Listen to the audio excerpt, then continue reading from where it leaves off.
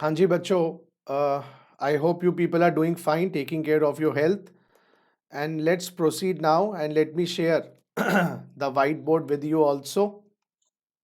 So friends, in the last class we have done the basics of GST.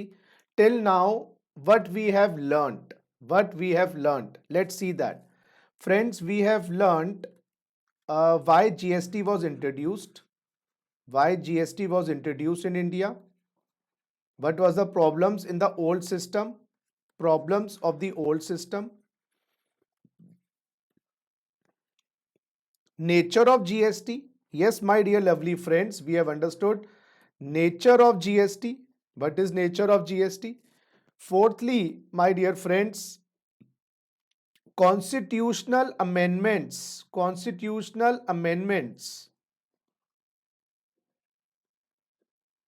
and new entries, etc. Amendment in the entries. We have done that, constitutional amendments. We have done the timeline for introducing GST. We have done Constitutional 101 Amendment Act, which was the मील का पत्थर जो जिसके माध्यम से GST लग पाया। ठीक है, अब और इसमें फिर वो एडवांटेजेस ऑफ जीएसटी जो मैंने कहा था, आप पढ़ लीजिएगा, ये कैस्केडिंग इफेक्ट नहीं होता वगैरह वगैरह।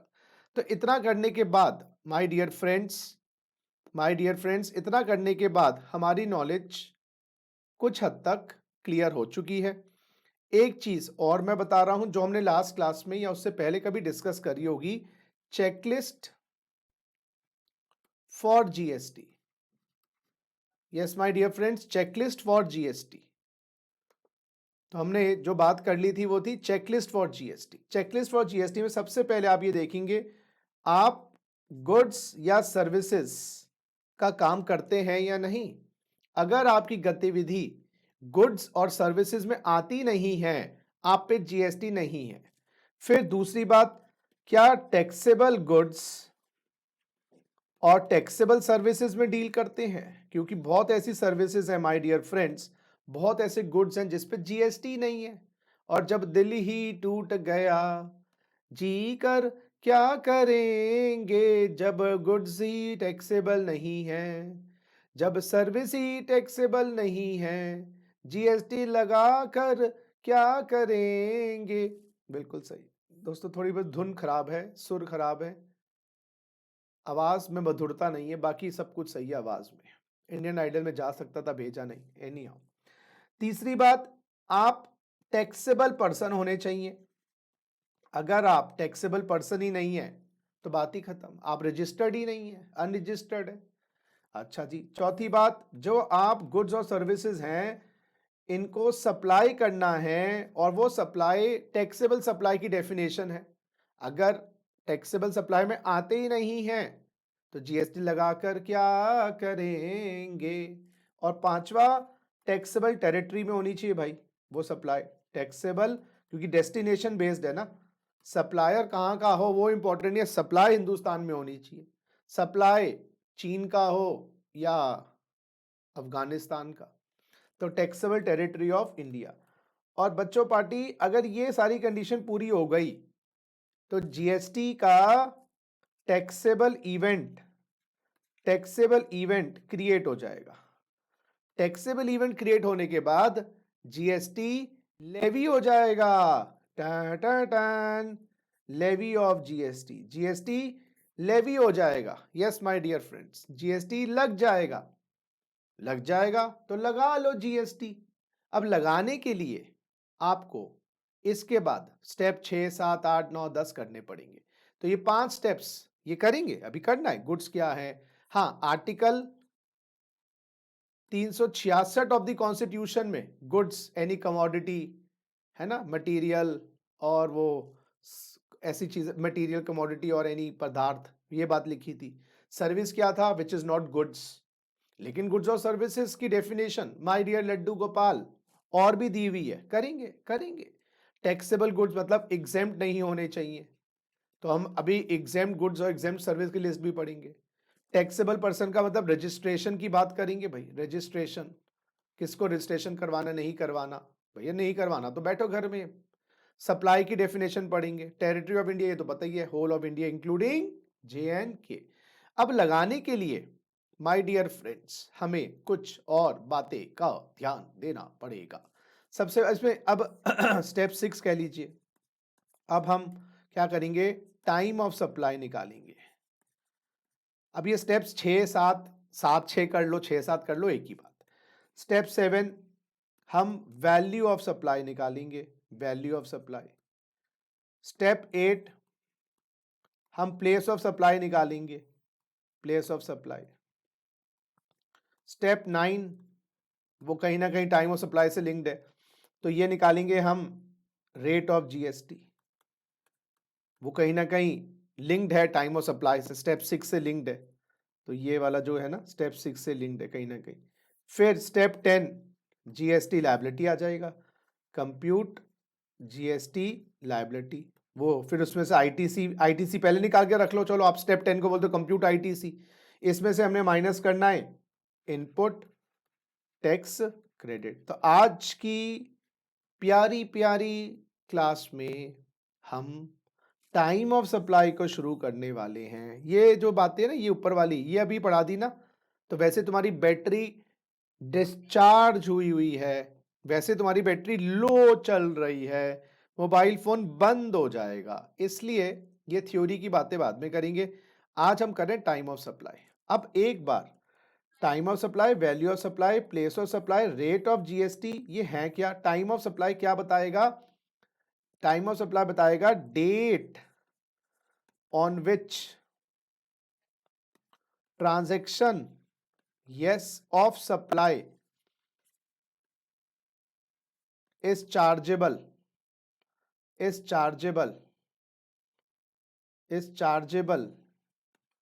To GST। सर इसका क्या मतलब हुआ? अरे बच्चों इसका मतलब ये हुआ date of levy of GST पता चलेगा, date of levy of GST। ऊपर पता लगा क्राइम हो गया, क्राइम कमिट हो गया, है ना भाई, 5 इवेंट हो गए, यानी कि क्राइम कमिट हो गया। Crime of GST is committed, crime of GST is committed, crime of GST is committed, crime of GST। अब ये क्या बता रहा है? Time of crime, time of crime, किस दिन क्राइम कमिट हुआ, तो ये दिन निकालना बहुत इंपॉर्टेंट है। तो date on which transaction apply charge, date of levy. इससे क्या पता चलेगा? डेट ऑफ लेवी से क्या पता चलेगा? रेट ऑफ GST फाइनलाइज होगा, रेट ऑफ GST फाइनलाइज होगा। यस, इससे माय डियर फ्रेंड प्रोविजंस कौन से लगाने हैं? प्रोविजंस ऑफ GST एप्लीकेबल होगा। अरे बाबा प्रोविजन बदलते रहते हैं, इनकम टैक्स प्रोविजन साल के होते हैं बाबा ब्लैक शेप। ये ट्रांजैक्शन बेस्ड रहता है GST, हर ट्रांजैक्शन पे देखना पड़ेगा। आज ट्रांजैक्शन पे कोई और प्रोविजन है, कल ट्रांजैक्शन पे कोई और प्रोविजन है, परसों ट्रांजैक्शन पे कोई और प्रोविजन है। तो भाई आज की डेट लेनी है, परसों की डेट लेनी है, कल की डेट लेनी है। और चौथा, इससे date of deposit of GST पता चलेगा।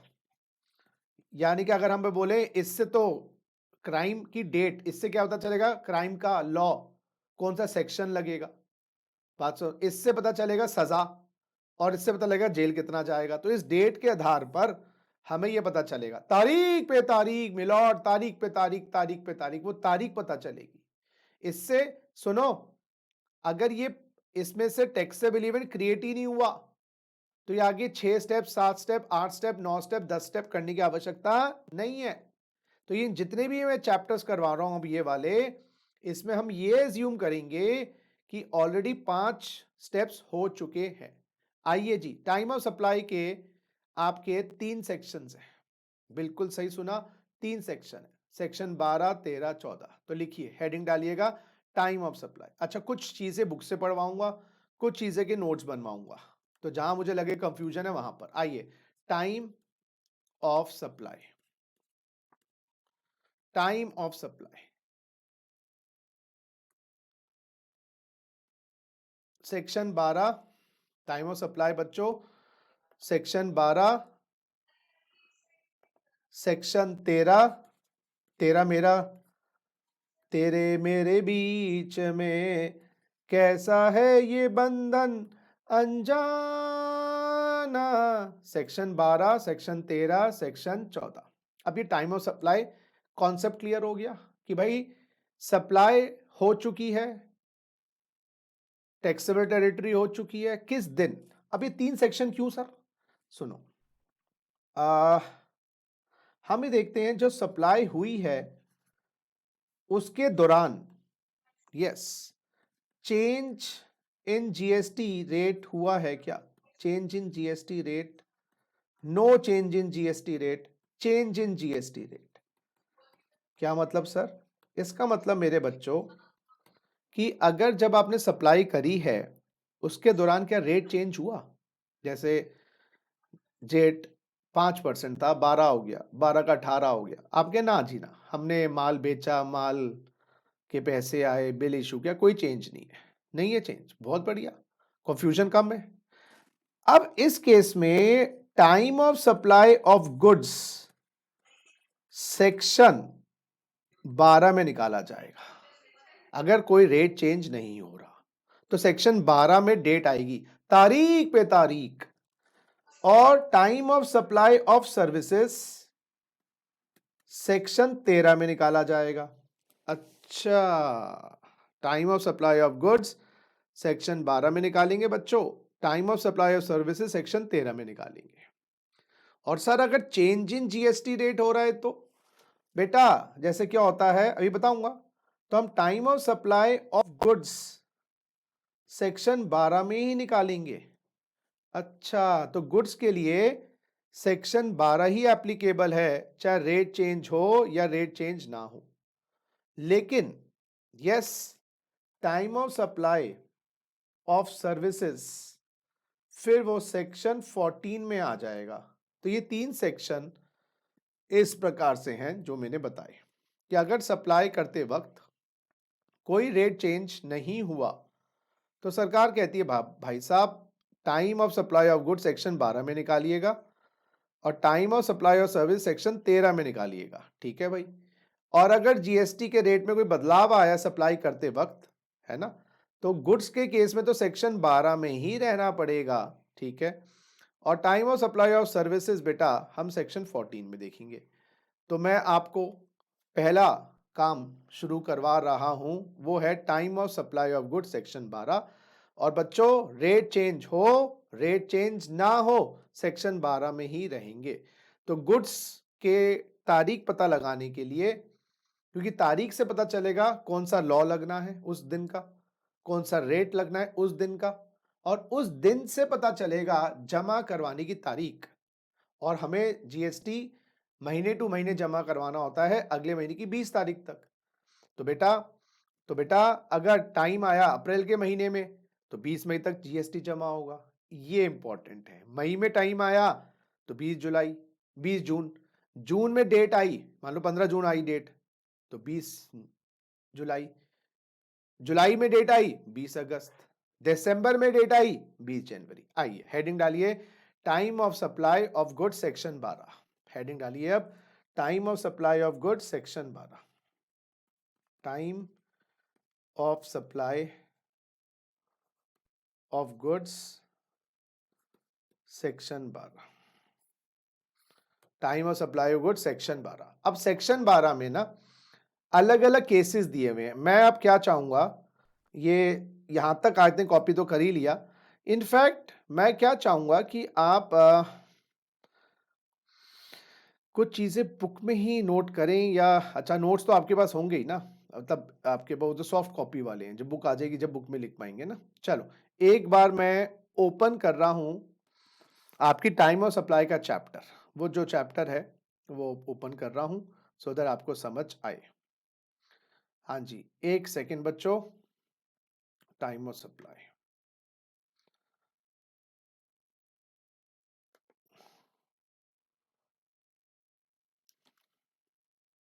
जरा देखिएगा, ये है जी आपका time of supply, time of supply का सेक्शन 12। एक सेकेंड दोस्तों, section 12 time of supply of goods. Section 12 time of supply of goods. आइए, when GST liability arises on goods, the liability to pay tax on goods shall arise at the time of supply determined in accordance with the provision of this section। तो section 12 sub section 1 यही कहता है GST का time of supply इस section में जाके पता लगाइए। पता लगाते हैं भाई, क्या कह रहे हैं। Section 12 2 time of supply under forward charge. ये फॉरवर्ड चार्ज क्या है अभी बताऊंगा, पहले पढ़ो। Time of supply of goods shall be earlier of the following dates, namely date of issue of invoice by supplier, last date of issue of invoice under 31 with respect to supply, और तीसरी date लिखने की जरूरत नहीं है क्योंकि वो notification 66 ने काट दी है। तो यानी कि अगर हम, हाँ जी, अब चार्ट पे आ जाएं, अगर हम चार्ट पे आ जाएं, अब दोबारा से हम चार्ट पे आ जाएं, तो हम क्या लिखेंगे जी, हम ये लिखेंगे ये वाली बात। टाइम ऑफ सप्लाई, अगर हम सेक्शन 12(2) की बात करें, 12(2) की बात करें, क्योंकि 12(1) तो यही कहता है टाइम ऑफ सप्लाई निकालने के लिए सेक्शन 12 पे जाओ। अगर हम समराइज भी कर लेना, नोट्स भी हाथों हाथ बनवा देता हूं मैं आपके, तो सेक्शन 12(1) क्या कहता है, time of supply of goods as per section 12। वो तो मैंने पहले ही बता दिया था, ये क्या बताएंगे, हमें बताएंगे ये कुछ, as per section 12। Section yes 12(2) time of supply of goods in case of forward charge. अब मैं आपको बताऊं, ये बहुत अच्छी बात है, फॉरवर्ड चार्ज और रिवर्स चार्ज, ये दो चीजें क्या होती हैं, फॉरवर्ड चार्ज और रिवर्स चार्ज। ठीक है, एक सेकेंड बच्चों, हाँ जी, फॉरवर्ड चार्ज और रिवर्स चार्ज, वापस आ जाओ।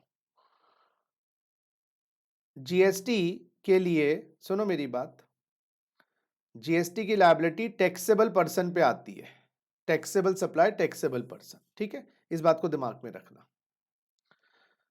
अब मैं नॉर्मल एक ट्रांजैक्शन की बात कर रहा हूं, नीचे, ये नीचे नहीं लिखेंगे, मैं तो नीचे लिख रहा हूं, आप लोग अब इसको समझ लेंगे, बाद में कहीं लेफ्ट राइट में लिखेंगे, क्योंकि मेरा तो नीचे भी चार्ट बनेगा ना। तो मैं आपको पहले बता दूं ये फॉरवर्ड चार्ज रिवर्स चार्ज होता क्या है। Charge of GST, charge of GST दो टाइप से होता है, समझना। एक होता है बच्चों फॉरवर्ड चार्ज और एक होता है रिवर्स चार्ज। सर फर्क क्या होता है, देखो जी, फॉरवर्ड चार्ज का मतलब क्या होता है बेटा, एक सप्लायर है, वो गुड्स और सर्विसेज रेसिपिएंट को सप्लाई करता है, ठीक है जी, प्लस जीएसटी लगाता है गुड्स और सर्विस की वैल्यू पे, और रेसिपिएंट क्या करता है, सप्लाई को पेमेंट कर देता है। अब सप्लायर क्या करता है, पेमेंट आने के बाद जो कंसिडरेशन है, यस कंसिडरेशन तो खुद रख लेता है फॉर सप्लाई, वो उसका खुद का पैसा है, रिटेन कर लेता है, और जीएसटी का अमाउंट ऑफ जीएसटी गवर्नमेंट को डिपॉजिट करवा दे, क्रेडिट लेकर, क्रेडिट अगर उसने खरीदा था कहीं से तो उसने भी टैक्स दिया था, गवर्नमेंट को डिपॉजिट करवा देता है। इस कॉन्सेप्ट को फॉरवर्ड चार्ज कहते हैं। फॉरवर्ड चार्ज में बच्चों supplier is liable to pay GST, liable मतलब liable to the government, supplier is liable to pay GST to government. अब मेरा क्वेश्चन ये है, रजिस्ट्रेशन कौन करवाएगा, रिटर्न कौन फाइल करेगा, और जीएसटी जमा करवाने का काम सप्लायर का है। तो रजिस्ट्रेशन कौन करवाएगा जीएसटी में, पंजीकरण, और रिटर्न इत्यादि कौन फाइल करेगा, हाँ बताइएगा, सप्लायर फाइल करेगा या रेसिपिएंट फाइल करेगा, रजिस्ट्रेशन, रिटर्न, बिल, कौन, सारी पेपर फॉर्मेलिटी किसके ऊपर आएंगी बताइए, बहुत बढ़िया, बहुत बढ़िया। तो यहां पर सप्लायर के ऊपर क्या क्या फॉर्मेलिटीज आएंगी, देखिए बेटा, वो इनवॉइस इशू करेगा, बिल्कुल सही, इनवॉइस इशू करेगा, वो बेटा जीएसटी कलेक्ट करेगा, फिर जीएसटी डिपॉजिट करवाएगा, है ना, रजिस्ट्रेशन अंडर जीएसटी भी करवाएगा, और बेटा रिटर्न भी फाइल करेगा, और गवर्नमेंट ने अगर उसको बुलाया तो असेसमेंट्स, गवर्नमेंट ने उसको बुलाया तो चक्कर भी काटने पड़ेंगे, ऑनलाइन चक्कर काटने पड़े चाहे, तो ये सारी पेपर फॉर्मेलिटीज, हाँ जी, एडमिनिस्ट्रेटिव फॉर्मेलिटीज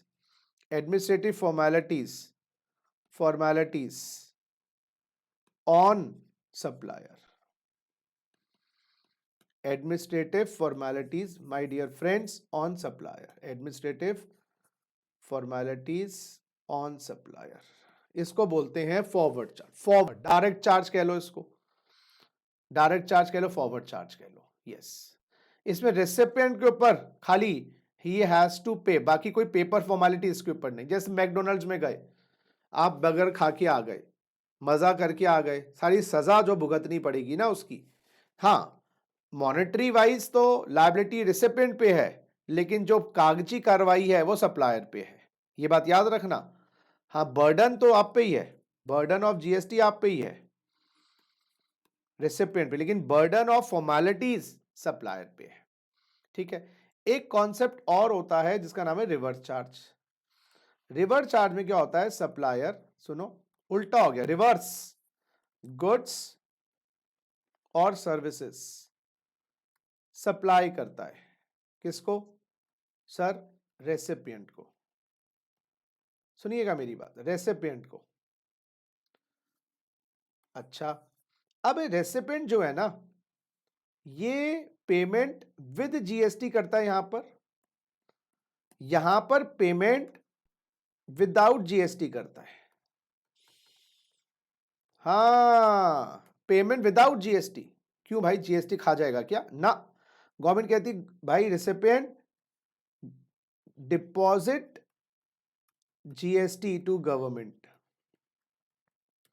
तो बर्डन तो आप पे था ही बाबा, अब आपको जमा भी करवाना है, सुनो सुनो, बर्डन तो आप पे था ही, बर्डन ऑफ जीएसटी तो था ही ऑलरेडी, बर्डन ऑफ जीएसटी तो था ही आपके ऊपर, लेकिन अब आपको deposit GST to the government भी करना है। अब जब गवर्नमेंट को जमा करवाना है तो सारी एडमिनिस्ट्रेटिव फॉर्मेलिटीज आपके ऊपर आएंगी, शख्स, एडमिनिस्ट्रेटिव फॉर्मेलिटीज ऑन रेसिपिएंट, तो ये डीम्ड बेसिस पर आपके ऊपर लायबिलिटी डाल दी गई। भाई यहां इसके मजे हो गए भाई, सप्लायर को, ओए होए, no burden of deposit, no burden of formality, कोई आपके ऊपर बर्डन नहीं है, कोई डिपॉजिट की फॉर्मेलिटी नहीं है, नो बर्डन, आप रिलैक्स करो, रिलैक्स रिलैक्स, रिवर्स कर दी लायबिलिटी। तो भाई रेसिपिएंट बियर भी करेगा और रेसिपिएंट जमा भी करवाएगा, रिटर्न भी फाइल करेगा, रजिस्ट्रेशन भी करवाएगा, असेसमेंट्स भी करवाएगा, गवर्नमेंट नोटिस पूछा तो। ऐसा क्यों किया, ऐसा इसलिए किया क्योंकि यहां पर सप्लायर पे भरोसा नहीं किया जा सकता, भरोसे नहीं किया जा सकता, क्योंकि उसके बाद जीएसटी आ गया, हो सकता है वो जमा ना करवाए। सर कैसे हो सकता है ये बताओ ना एग्जांपल, जैसे छोटा सा एग्जांपल देके समझाने की कोशिश करता हूं। आपका इंश्योरेंस एजेंट, मैं लाइफ इंश्योरेंस कॉर्पोरेशन का इंश्योरेंस एजेंट हूं मान लीजिए, और मैंने 10 लाख रुपए का कमीशन लेना है, 10 लाख रुपए का कमीशन लेना है, 10 लाख पे जीएसटी 18% है, 11,80,000, 1,80,000 जीएसटी है जो मैं चार्ज करूंगा, सरकार के लिए चार्ज करूंगा, मेरा काम नहीं है वो लेना, लेकिन मैं लूंगा और सरकार को जमा करवाऊंगा। अब आप बताइएगा, जब एक इंश्योरेंस एजेंट लाइफ इंश्योरेंस को अपनी एजेंसी की सर्विस दे रहा है, तो यहां पर विश्वसनीय या भरोसा करने वाला इंश्योरेंस एजेंट है जो सप्लायर ऑफ सर्विस है, या रिसिपिएंट ऑफ सर्विस है जो इंश्योरेंस कंपनी है। बताइए। इंश्योरेंस एजेंट जो सप्लायर है सर्विस का, और क्या सर्विस दे रहे हैं इंश्योरेंस एजेंट? इंश्योरेंस कंपनी को बोल रहा है तुम्हारी पॉलिसी बेच दूंगा, बदले में कमीशन लूंगा, और करीबन अच्छी पॉलिसी बेची 10 लाख का कमीशन मिलना है। तो क्या इंश्योरेंस एजेंट जीएसटी लगाएगा? यस। लेकिन जो ये रेसिपिएंट है ना बेटा, इंश्योरेंस कंपनी, ये जीएसटी खुद जमा करवाएंगी। ये जीएसटी का पैसे एजेंट को नहीं देंगी, क्योंकि एजेंट विश्वसनीय नहीं है, इंश्योरेंस कंपनी विश्वसनीय है। नहीं समझ आई बात? एक और एग्जांपल, मैं डायरेक्टर हूं जी कंपनी का, यहां पर ना सप्लायर है ना, तो मैं डायरेक्टर हूं जी कंपनी का। डायरेक्टर की जो सर्विस है बेटा, उस पर भी जीएसटी है। तो यहां पर सप्लायर जो हो गया वो डायरेक्टर हो गया, डायरेक्टर। और डायरेक्टर को 5 लाख रुपए कमीशन मिलना है। उस 5 लाख पे मुझे जीएसटी लगाना है, क्योंकि गवर्नमेंट ने लिखा है डायरेक्टर अगर सर्विस देता है कंपनी को तो जीएसटी लगाएगा। लेकिन डायरेक्टर ज्यादा विश्वसनीय है कंपनी, तो गवर्नमेंट ने कहा कंपनी तुम अपने डायरेक्टर को उसकी पेमेंट दे दो, जीएसटी का पैसा जो हमारा है उसको मत देना, हमें उस पर भरोसा नहीं है, हम अपने आप आपसे ले लेंगे। बात समझ रहे हो? इसलिए रिवर्स चार्ज है। एक और केस लो जी, सप्लायर यूएसए का है बेटा, सप्लायर यूएसए का है, समझना मेरी बात, अब इसका आंसर आप देना। सप्लायर यूएसए का है और रेसिपिएंट इंडिया का है। सप्लायर यूएसए का है, याद रखिएगा। और एक सेकेंड, सप्लायर यूएसए का है और रेसिपिएंट इंडिया का है। क्या इस सप्लाई पे जीएसटी है? पहले ये बताइएगा। है, सप्लायर यूएसए का है सब, और सब रेसिपिएंट इंडिया का है। इंडिया में सप्लाई आ रही है। जीएसटी डेस्टिनेशन बेस्ड टैक्स है my dear friends, GST destination based tax है, और डेस्टिनेशन इंडिया में होनी चाहिए, डेस्टिनेशन इंडिया में होनी चाहिए, जीएसटी लगेगा। अगर उल्टा करता मैं, सप्लायर इंडिया का, रेसिपिएंट यूएस का, तो कबूतर जा जा जा, कबूतर जा जा जा, इंडिया में तो रिसीव ही नहीं हो रही सप्लाई, वो एक्सपोर्ट हो जाता। तो exports are exempt and my dear friends imports are taxable. Exports are exempt, imports are taxable. अब मेरी बात समझना बड़ी प्यार से, इंपोर्ट के केस में बाहर का जो सप्लायर है, यूएस का, यूके का, जो इंडिया में सप्लाई कर रहा है, जीएसटी तो लगेगा, क्योंकि GST my dear friends consumption based tax है। My dear friend, GST consumption based tax है, कंजम्पशन बेस्ड, और गुड्स इंडिया में कंज्यूम हो रहे हैं तो जीएसटी लगेगा। बात समझने की कोशिश करिएगा, जीएसटी लगेगा। अब बाहर वाला सप्लाई जीएसटी लगाएगा और इंडिया वाला जो रेसिपिएंट है उसको जीएसटी दे देगा, तो आपको क्या लगता है कि बाहर वाला बंदा इंडिया में जीएसटी जमा करवाने आएगा? बिल्कुल नहीं आएगा। तो यहां पर इंपोर्टर को कह दिया भाई साहब रिवर्स चार्ज। आप बियर तो कर रहे हो, गलती से जॉन को, डेविड को, जिससे आपने सर्विस ली है, जीएसटी का पैसा मत देना, वो तो तुम तो ठहरे परदेसी, साथ क्या निभाओगे, तो इसलिए आप जीएसटी का पैसा रोक लेना, हमें जमा करवाना। तो जहां पर सप्लायर हिंदुस्तान से बाहर का है, छोटा है, छोटा निवेशक है, छोटा व्यापारी है, तो वहां पर रेसिपिएंट जो कंपनी है, इंपोर्टर है, उनको बोलते हैं भैया आप जमा करवाओ। जैसे बैंक वाले हायर करते हैं वो रिकवरी एजेंट्स, बैंक वाले रिकवरी एजेंट्स हायर करते हैं, तो रिकवरी एजेंट की सर्विस में भी जीएसटी है। लेकिन बैंक वालों को कहा गया रिकवरी एजेंट को उनका पैसा देना, जीएसटी मत देना, वैसे ही वो बाहुबली टाइप के लोग हैं, कहां से जीएसटी रिकवर करेंगे उनसे। तो जहां पर गवर्नमेंट को पता है सप्लायर से रिकवर करना मुश्किल है, वहां पर रेसिपिएंट की सिर पे बंदूक रख दी है और कहा भाई आप ही जमा करवाएंगे। बात समझ आ रही है? डायरेक्ट चार्ज रिवर्स चार्ज समझ आया नहीं आया?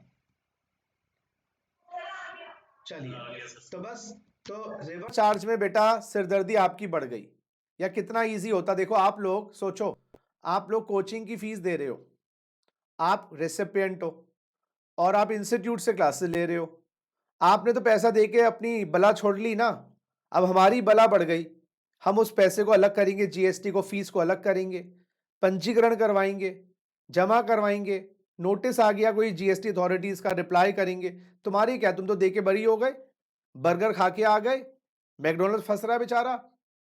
लेकिन उल्टा कर दे, अब सोचो तुम्हारे ऊपर ये लायबिलिटी आ जाए कि तुमने इंस्टीट्यूट को 10,000 प्लस जीएसटी दिए, 11,800, 1,800 रुपए तुम जमा करवाओ, अब तुम्हें कहां कहां जा जाके तुम जमा करवाओगे यार, कहां जमा करवाने तुम भागते फिरोगे, कितनी मुश्किल तुम्हारे सिर पे आ जाएगी।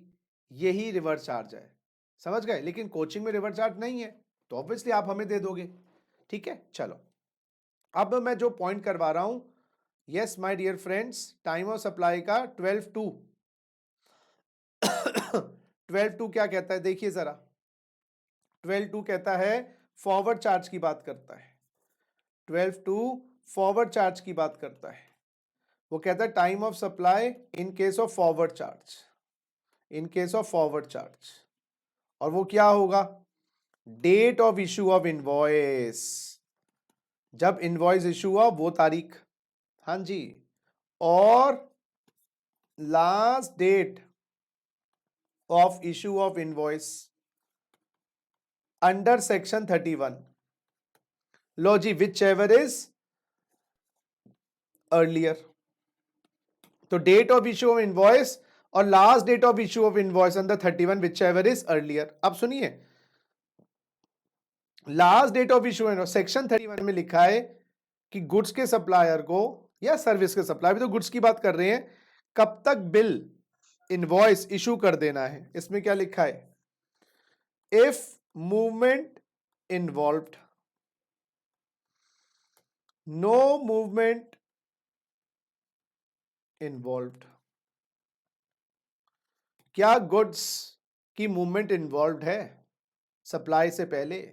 मूवमेंट का मतलब कहीं ना कहीं गुड्स को ए जगह से बी जगह, बी जगह से सी जगह, सी जगह से डी जगह हिलाने हैं। कहीं के बाद क्या होता है, जैसे छोटा सा एग्जांपल दो मैं देता हूं। आप मैकडोनल्ड्स में खाना खाने गए, उन्होंने आपको बर्गर दे दिया, मैकपफ दे दिया, रैप दे दिया, कोल्ड ड्रिंक सॉफ्ट ड्रिंक जो दे दी, क्या उसको आप सप्लाई ऑफ गुड्स कहोगे। मतलब मान लो वो तो ऐसा सर्विस है मैकडोनल्ड्स में, तो जो होता है वो रेस्टोरेंट की जो सर्विस है। चलो ये एग्जांपल बेकार है क्योंकि ये सर्विस का एग्जांपल है। आप दुकान पे मोबाइल लेने गए, सुनो मेरी बात, आप दुकान पे मोबाइल लेने गए, आपने कहा कितने का मोबाइल है, उसने कहा 20,000 रुपए का, आपने कैश दे दिया और उसने 20,000 रुपए का मोबाइल दे दिया। क्या ये सप्लाई ऑफ गुड्स है, यस। आप बताओ क्या इस सप्लाई में मूवमेंट इन्वॉल्व है या नो मूवमेंट इन्वॉल्व है। मूवमेंट इन्वॉल्व है, मूवमेंट इन्वॉल्व नहीं है, नहीं है, मूवमेंट का इन्वॉल्व है।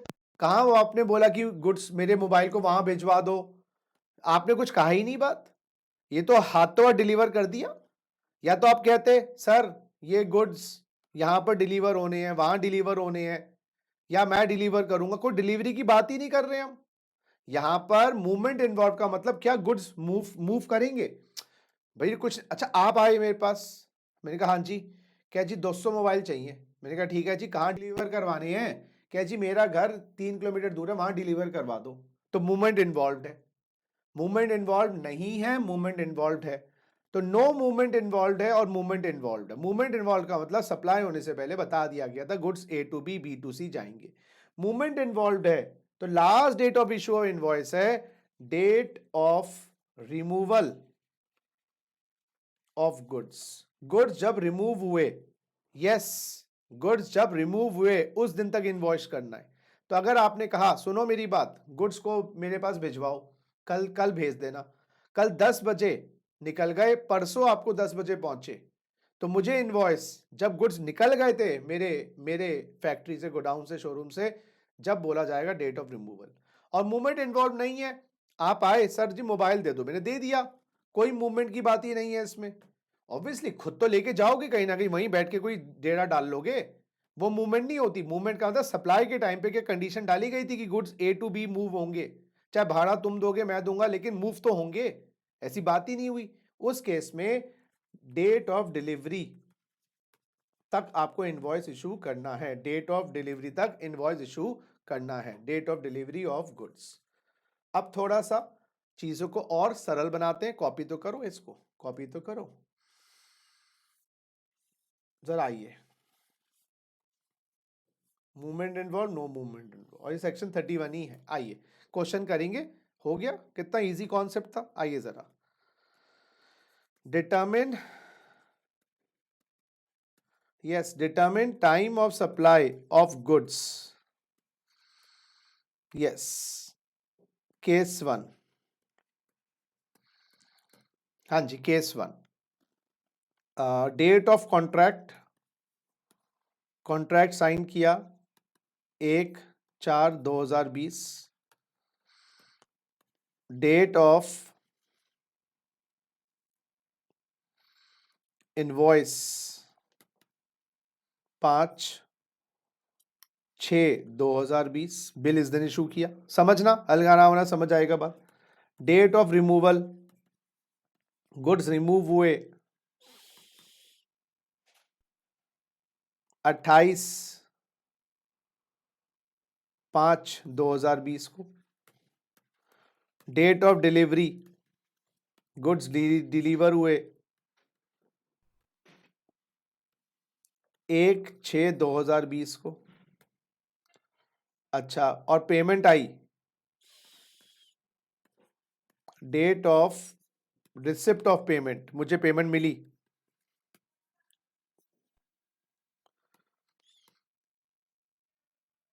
20/5/2020 को. अब ये मान के चल रहा हूं बच्चों, इस ट्रांजैक्शन में वो 5 डोर्स पहले ओपन हो गए होंगे, वो 5 डोर्स ओपन हो गए होंगे. क्योंकि वो 5 डोर ओपन ही नहीं होते तो स्टेप 6 लागू ही नहीं होता. ना वैल्यूएशन निकालेंगे, ना टाइम निकालेंगे, ना प्लेस निकालेंगे. आप आपका अकल लगाओ. अच्छा, नीचे अजम्पशन ले रहा हूं. Case 1, no movement involved. और केस 2, मूवमेंट इन्वॉल्व्ड. करिए जी, खुद करिए.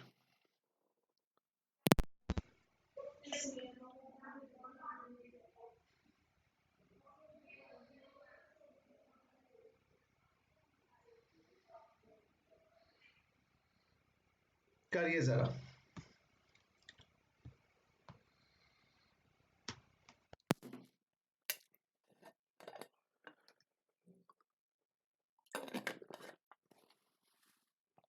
आराम से दिमाग लगाइएगा.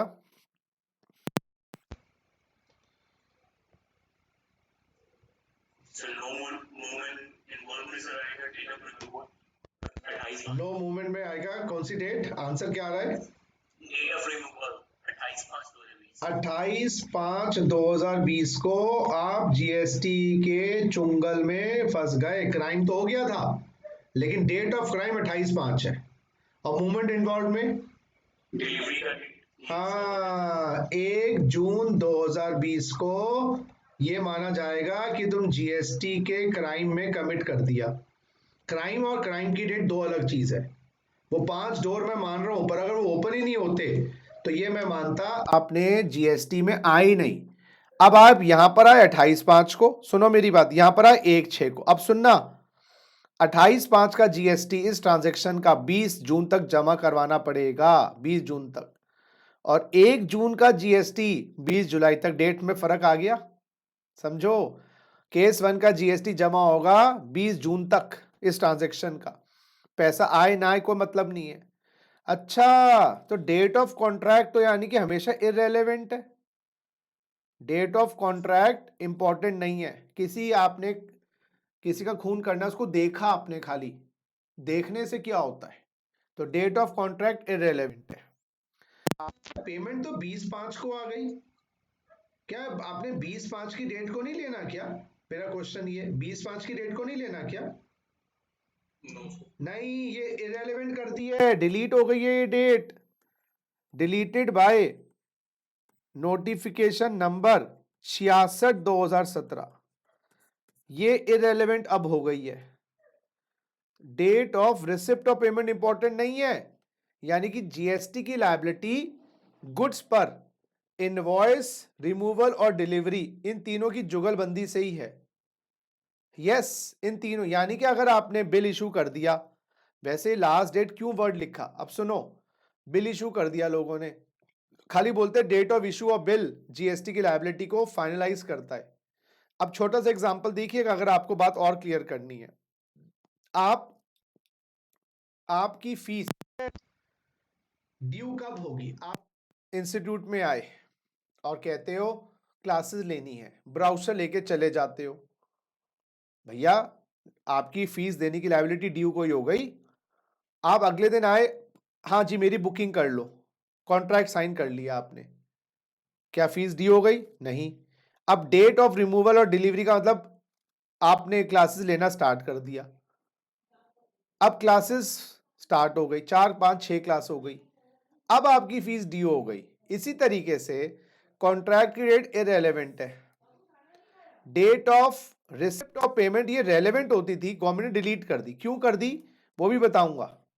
यानी कि अब आपको ये देखना है मूवमेंट इन्वॉल्व है तो डेट ऑफ इनवॉइस और date of removal whichever is earlier. तो यानी कि पहले केस में हमने देखा होगा केस 1 के अंदर डेट ऑफ इनवॉइस लिख लो जी 5/6/20 और 28/5/20 विच एवर इज अर्लियर 28/5/20। ये लास्ट डेट क्यों डाली? अगर हम बोलते डेट ऑफ इनवॉइस ही है लायबिलिटी क्रिएट करने के दिन तो लोग डेट ऑफ इनवॉइस आते ही नहीं। अरे जी बिल इशू नहीं किया तो गवर्नमेंट ने कहा बिल इशू कर सकते थे, वो डेट ले लेंगे भाई। तो यानी कि हमारी जो लायबिलिटी है जीएसटी में गुड्स पर वो ड्यू बेसिस पर है। ड्यू बेसिस का मतलब इनवॉइस जिस दिन इशू कर दिया आप जीएसटी में सकारात्मक तरीके से आ गए, तो लोग इनवॉइस को डिले करते तो गवर्नमेंट का last date of issue of invoice. और दूसरे केस में बेटा आपकी इनवॉइस की डेट तो कौन सी है 5/6/20, लेकिन आपकी क्योंकि मूवमेंट इन्वॉल्व है तो मूवमेंट इन्वॉल्व नहीं, एक मिनट, नो मूवमेंट इन्वॉल्व तो हमने रिमूवल लिया 1/6 और 1/6/2020 डेट आ गई 1/6/2020। अब सुनिएगा मेरी बात, एक क्वेश्चन और देखिएगा इसके बाद। ये बात तो वैसे समझ आई नहीं, बताइएगा बाकी बच्चों को प्लीज। अब इसका मतलब समझ लो बेटा, मैं इसलिए टाइम दे रहा हूं 28/5 को आप जीएसटी के दायरे में आ गए, इसका जीएसटी 20 जून को चला जाएगा। यहां जून में आए हो, इसका जीएसटी 20 जुलाई को चला जाएगा। अब सुनो सुनो, रेट ऑफ जीएसटी भी दिया हुआ है, सुनो मेरे बच्चों, इसी क्वेश्चन में रेट ऑफ जीएसटी भी दिया हुआ है। यहां रेट ऑफ जीएसटी है 5%, यहां 12%, यहां 28%, यहां 28%, यहां पेमेंट जिस दिन मिली उस दिन जीएसटी मान लो 18% ही था। अब आप बताइएगा कौन सा जीएसटी का रेट लगाना है। केस 1 में रेट ऑफ जीएसटी कौन सा लगेगा?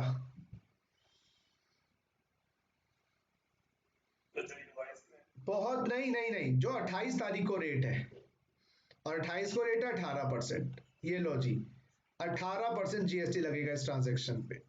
और 1 जून को क्या रेट है? 28 इधर लगेगा, लो जी। इसका जीएसटी जमा कब होगा, डिपॉजिट कब होगा, इस वाली तारीख का डिपॉजिट कब होगा?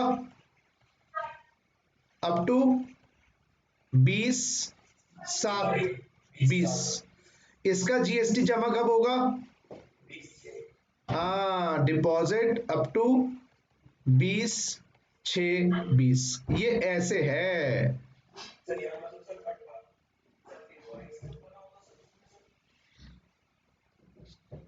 नहीं देखो, वो आपकी गलती है, आपने इनवॉइस, सुनो, इनवॉइस लेट इशू किया है, तो आपने जब इशू किया होगा इनवॉइस आपको रेट लगाना है, यहां पर लगाना है 28% का, यहां लगाना है 18% का।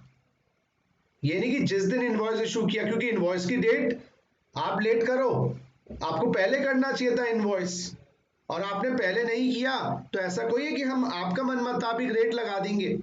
तो इनवॉइस अगर आप लेट इशू करोगे सोचना मत कि लेट हो जाएगा जीएसटी, ना ना ना, रेट तो ये लगाना, आपने कम लगाया हम आपसे खींच लेंगे बाद में। चलिए एक और क्वेश्चन, क्वेश्चन नंबर 2 सुनिएगा। Date of contract date of contract 15/5/2020, date of receipt of advance payment, yes 1 June 2020, date of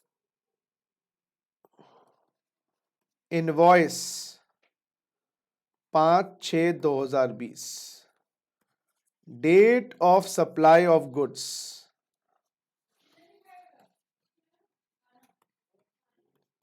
1/7/2020। अब सप्लाई लिख दिया, ये डिलीवरी की मान लो, रिमूवल की मान लो। हाँ जी, अब देखिएगा यहां पर रेट है, गुड्स एग्जेम्प्ट थे, गुड्स 5% पे हो गए, 18% पे हो गए, 28% पे हो गए। बताओ भैया कौन सा डेट टाइम सप्लाई है, टाइम ऑफ सप्लाई बताओ और मुझे रेट ऑफ जीएसटी बताओ।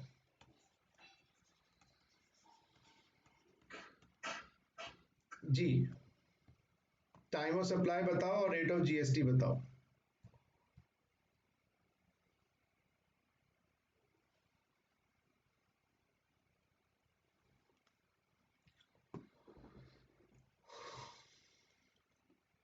बताओ जी उज्जवल।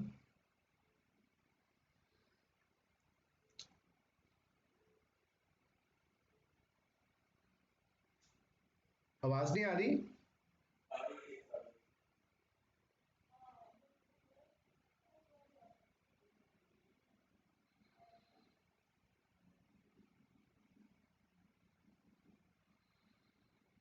अरे डेट ऑफ कॉन्ट्रैक्ट इंपॉर्टेंट नहीं है, डेट ऑफ रिसिप्ट डिलीट हो गया, notification number 66/2017, date of invoice और डेट ऑफ रिमूवल और डेट ऑफ डिलीवरी, तो इसको मैं मूवमेंट यानी है सप्लाई को ही मान लेता हूं, मैं सप्लाई को ही डेट ऑफ रिमूवल या delivery whichever is earlier. Invoice तो 5/6 को इशू हो गया, तो 5/6/2020 is your time of supply और रेट ऑफ जीएसटी इज 18%। और इसका जीएसटी जमा कब करवाना है, due date of deposit, due date of deposit of GST up to 20/7/2020। तो इस तारीख से ये भी निकल के आया बच्चों और इस तारीख से ये भी निकल के आया। जो डेट ऑफ लेवी से डेट ऑफ डिपॉजिट निकलता है, डेट ऑफ लेवी से डेट ऑफ जीएसटी निकलता है, प्रोविजन भी पता चलेंगे कौन कौन से लगने हैं। अब क्या मैं आपको बताऊं, ये एडवांस पेमेंट 1 जून है ना, मान लो ये 1 अप्रैल होती है, ये मान लो 1 अप्रैल होती, पहले डेट ऑफ पेमेंट भी लेते थे, date of payment, date of invoice, date of supply. अब क्योंकि 1 अप्रैल को पहले हम ले लेते थे तो ट्रेडर कम्युनिटी को एक नुकसान हो रहा था, बोल रहे थे यार गुड जाएंगे जून में और जीएसटी सप्लाई होंगे जुलाई में, अप्रैल में पेमेंट आ गई, इस पे भी जीएसटी लगाना पड़ता था, गवर्नमेंट ने लिखा था पेमेंट आ गई जीएसटी दो। अब बाद में क्या हुआ, मई जून में कॉन्ट्रैक्ट कैंसिल हो गया, मई जून में कॉन्ट्रैक्ट कैंसिल हो गया। अब दिक्कत ये होती थी गवर्नमेंट से पैसा लेना वापस बड़ा मुश्किल काम है, पैसे फंस जाते थे बायर के, क्योंकि मान लो एडवांस पेमेंट थी 100 करोड़ की, 100 करोड़ पे 18% जीएसटी था, 18 करोड़, तो 118 करोड़ का एडवांस आया था 1 अप्रैल में, और पहले पेमेंट बेसिस पे भी जीएसटी था गुड्स में, अब पेमेंट बेसिस पे नहीं है, ड्यू बेसिस पे। जब तक इनवॉइस इशू नहीं करोगे जीएसटी लागू ही नहीं होगा सप्लायर ऑफ गुड्स पर, जब तक इनवॉइस इशू नहीं करोगे या last date of issue invoice whichever is earlier. तो एडवांस पेमेंट्स पे अब जीएसटी नहीं है, क्यों? अब दिक्कत क्या थी, इसका 20 मई तक जीएसटी जमा हो जाता था 18 करोड़, समझो, और जून में पता लगा कॉन्ट्रैक्ट कैंसिल। अब 100 करोड़ तो वापस कर दोगे, लेकिन वो 18 करोड़ जो बायर के थे एडवांस अमाउंट के, वो ऑलरेडी आपने जमा करा थे गवर्नमेंट को, अब गवर्नमेंट रिफंड देगी, और क्या होगा, गवर्नमेंट अब रिफंड पे ब्याज भी देना पड़ेगा, गवर्नमेंट यार यही काम करती रहेगी। तो गवर्नमेंट ने कहा भाई अब एडवांस पेमेंट्स अगर आती है ना, कोई जीएसटी नहीं है, जीएसटी प्योरली गुड्स के लिए इनवॉइस बेसिस पर है। अगर तुम इनवॉइस इशू नहीं करते और सप्लाई भी नहीं करते, क्योंकि अभी सप्लाई नहीं हुआ, रिमूवल नहीं हुआ, डिलीवरी नहीं हुआ, जीएसटी की लायबिलिटी नहीं आएगी, चाहे 5 द्वार खुले हैं लेकिन डेट फाइनलाइज नहीं होगी। क्राइम कमिट हो रहा है लेकिन अभी तक डेट समझ नहीं आई कौन सा क्राइम का है, तो लॉ कैसे लगाएं। तो इसलिए गवर्नमेंट ने अब date of receipt of payment को इररेलेवेंट कर दिया है जीएसटी के लिए, क्योंकि ट्रेडर कम्युनिटी बड़ी नाखुश थी।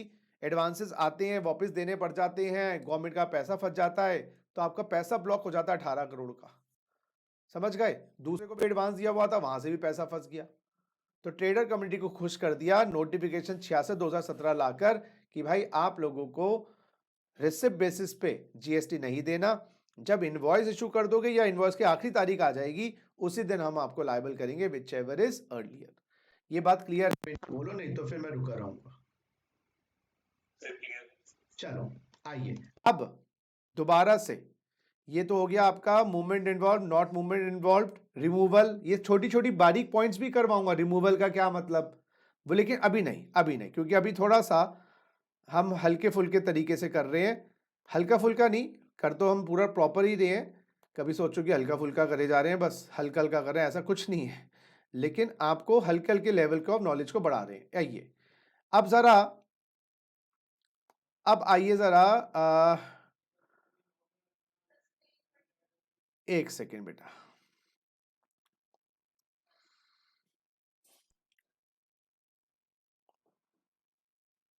हाँ, continuous supply of goods, continuous supply of goods. आइए जरा तो हेडिंग अप डालिएगा और एक good send on approval basis. मैं अब आपको यस 12(2) के अंतर्गत ही कुछ वेरिएशंस बता रहा हूं, तो वो अब आप लिखिएगा जरा। एक सेकेंड बच्चों, प्लीज विंडो पे आइएगा, लिखिए। ये कंटिन्यूअस सप्लाई नहीं था सर, ये कौन सा सप्लाई था फिर सर, ये तो बड़ा कंफ्यूजिंग है। अरे कोई कंफ्यूजिंग नहीं है, ये जो था 12(2) ये था फॉरवर्ड चार्ज। सुनो, forward charge plus single supply, लिख लो forward charge plus single supply. अब मैं करवा रहा हूं बच्चों फॉरवर्ड चार्ज कंटिन्यूअस सप्लाई। तो 12(2) की एक और वेरिएशन, जैसे पत्ते खेलते हैं ना उसमें वेरिएशंस होती हैं, तो मैं 12(2) की आपको एक चीज बता रहा हूं, लिखिए 12(2) की एक चीज बता रहा हूं, forward charge continuous supply, forward charge continuous supply. बच्चों कंटिन्यूअस सप्लाई क्या चीज होती है सर? अरे बच्चों कभी कभार क्या होता है, गुड्स पाइपलाइन के माध्यम से, हाँ जी पाइपलाइन के माध्यम से नॉन स्टॉप एक टैप की तरह यहां से सप्लायर आपको सप्लाई कर रहा है, रेसिपिएंट को वो मिल रहे हैं, कंटिन्यूअसली मिल रहे हैं पाइपलाइन के माध्यम से, वायर की माध्यम से, है ना, कुछ ऐसी चीज है। अब क्या होता है, इसमें सप्लाई कब मानी जाएगी हुई, उसमें तो लिखा था डेट ऑफ रिमूवल। इसमें एक रिमूवल तो यानी हर रोज रिमूव हो रहे हैं, हर रोज 4 घंटे टैप खुलता है, सप्लाई होती है, और सुबह 4 बजे भी टैप खुलता है, शाम को 8 बजे भी हम भेजते हैं। कुछ लिक्विड गुड्स हैं, कुछ ऐसे हैं। तो इसमें date of removal, date of delivery क्या मानोगे? देखो एक पेन बेचा, रिमूवल भी दिखता है, डिलीवरी भी दिखती है। इसमें आपको डिलीवरी और रिमूवल पता ही नहीं लगा सकते। इसमें आप डेट ऑफ रिमूवल, ये प्रॉब्लम आएगी, date of removal, continuous removal है ना इसमें, डेट ऑफ डिलीवरी, एक डिलीवरी तो है नहीं, तो इसमें कंटिन्यूअस रिमूवल है और कंटिन्यूअस डिलीवरी हो रही है, तो इसके लिए फॉर्मूला अलग है। हाँ, तो कंटिन्यूअस सप्लाई के अंदर, yes my dear friends, continuous supply के अंतर्गत सरकार ने फॉर्मूला अलग बनाया है, और इसलिए मैं आपको लेके जा रहा हूं कंटिन्यूअस सप्लाई में। एक सेकेंड बच्चों, एक सेकेंड, बस एक सेकेंड। हाँ जी बच्चों, एक बार कंटिन्यूअस सप्लाई के लिए टाइम ऑफ सप्लाई का फॉर्मूला बन जाएगा ना, फिर बात खत्म। पहले समझाने में तो टाइम लगेगा। देखिए ये तो सिंगल सप्लाई की बात हमने कर ली। सक्सेसिव स्टेटमेंट ऑफ अकाउंट्स और successive payments are involved, invoice shall be issued before or at the time of each statement is issued or each payment is received as the case may be। दोबारा पढ़ना मुश्किल चीज है। Successive statement of account और successive payment, payment word तो हटा ही दो अब, क्योंकि गुड्स में पेमेंट तो देखनी नहीं है, पेमेंट तो देखनी नहीं है। Successive statement of account, invoice shall be issued before और at time each such statement is issued. अच्छा, अब सुनो मेरी बात मेरे प्यारे लड्डू गोपाल। गवर्नमेंट कह रही है भाई कंटिन्यूस सप्लाई है तो कोई ना कोई आधार के बेसिस पर आप स्टेटमेंट तो इशू करोगे ना, चाहे महीने भी स्टेटमेंट इशू करोगे, कंटिन्यूस गुड जाएंगे 1 साल तक तो आप क्वार्टरली स्टेटमेंट इशू करोगे, मंथली इशू करोगे। तो इसमें हमने 2 डेट्स डाल दी, एक date of issue of invoice वो तो लेनी है, या date of issue of statement whichever is earlier. Yes, इसमें मूवमेंट नो मूवमेंट वाला कॉन्सेप्ट नहीं है, इसमें तो मूवमेंट है ही है, लेकिन इसमें रिमूवल क्या है, डिलीवरी क्या है, कंटिन्यूस है। एक थप्पड़ मारा मैंने तो पता है एंड है स्टार्ट है, लेकिन हर रोज मारता हूं तो मैं 100 150 अब तुम्हें क्या पता पहला थप्पड़ स्टार्टिंग थप्पड़ एंड थप्पड़ कैसे है, कंटिन्यूस चलता रहेगा। अब इसका क्वेश्चन करके ही समझ आएगा क्या, जरा देखिए, जरा इसका एक क्वेश्चन कर ले। Friends, X Limited is providing, yes अच्छा इसका डेफिनेशन भी पढ़ेंगे अभी हम, रिवर्स चार्ज की definition, continuous supply, forward charge, reverse charge, ये सब पढ़ेंगे, लेकिन अभी समझो। सो X Limited is providing goods on continuous basis to a customer with effect from 1/4/2020। ठीक है, डिटरमिन, अच्छा, and it has been decided to issue statement to customer on quarterly basis starting from April to June quarter, starting from April to June quarter आपने decide किया। अब जरा देखिएगा,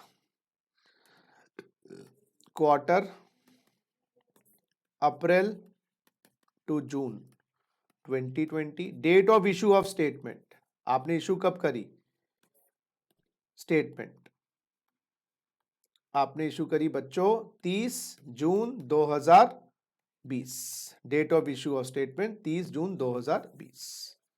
लिख लेते हैं, ऊपर लिख देते हैं स्टेटमेंट, शॉर्ट में लिख देते हैं, जगह थोड़ी सी वेस्ट हो रही थी। स्टेटमेंट, डेट ऑफ इनवॉइस, आपने इसका बिल भी इशू किया होगा, स्टेटमेंट दी होगी, एक बिल भेजा होगा, और बिल इशू किया है 1/7/2020। टाइम ऑफ सप्लाई किया होगा पहले वाले ट्रांजैक्शन का, तो हमने पता है क्या किया है, इस सिंगल ट्रांजैक्शन को मल्टीपल ट्रांजैक्शन में कन्वर्ट कर दिया। हाँ, हम एक सिंगल ट्रांजैक्शन को my dear Laddu Gopal multiple transactions में कन्वर्ट कर दिया। अरे बाबा ये क्या हो रहा है, नालायक, चल ही नहीं रहा है, चल गया। टाइम ऑफ सप्लाई क्या होगा पहले वाला, हाँ जी, सेकंड क्वार्टर जुलाई अगस्त सितंबर 20, date of issue of statement 28 6 7 8 9 10 सितंबर, 10वां महीना हो गया, 8 9वां 9/2020। और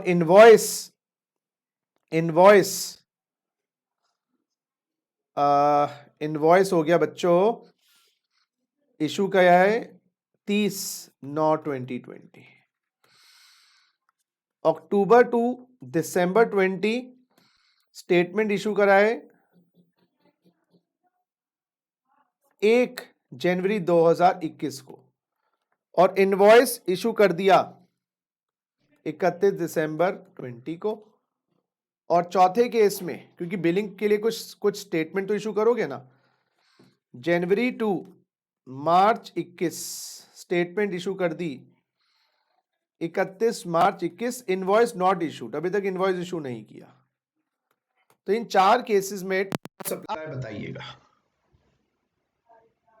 तो इसको हम 4 ट्रांजेक्शन में कन्वर्ट कर देते हैं, इश्यू ऑफ स्टेटमेंट और issue of invoice whichever is earlier. तो पहली स्टेटमेंट का बिल स्टेटमेंट के इशू से पहले नहीं इशू किया, तो टाइम ऑफ सप्लाई पहले केस में क्या होगा? बहुत बहुत बढ़िया, इट विल बी 30 जून 20।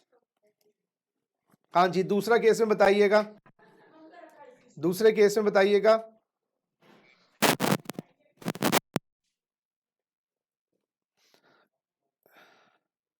एक सेकेंड दोस्तों, बताओ दूसरे केस का आंसर दो। 28/9, बहुत बढ़िया जी। तीसरे केस का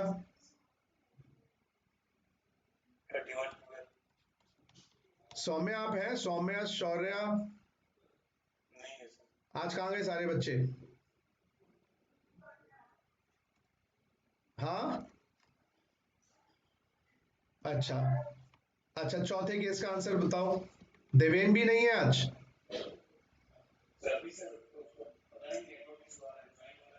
अच्छा चलो, फोर्थ केस का आंसर दो।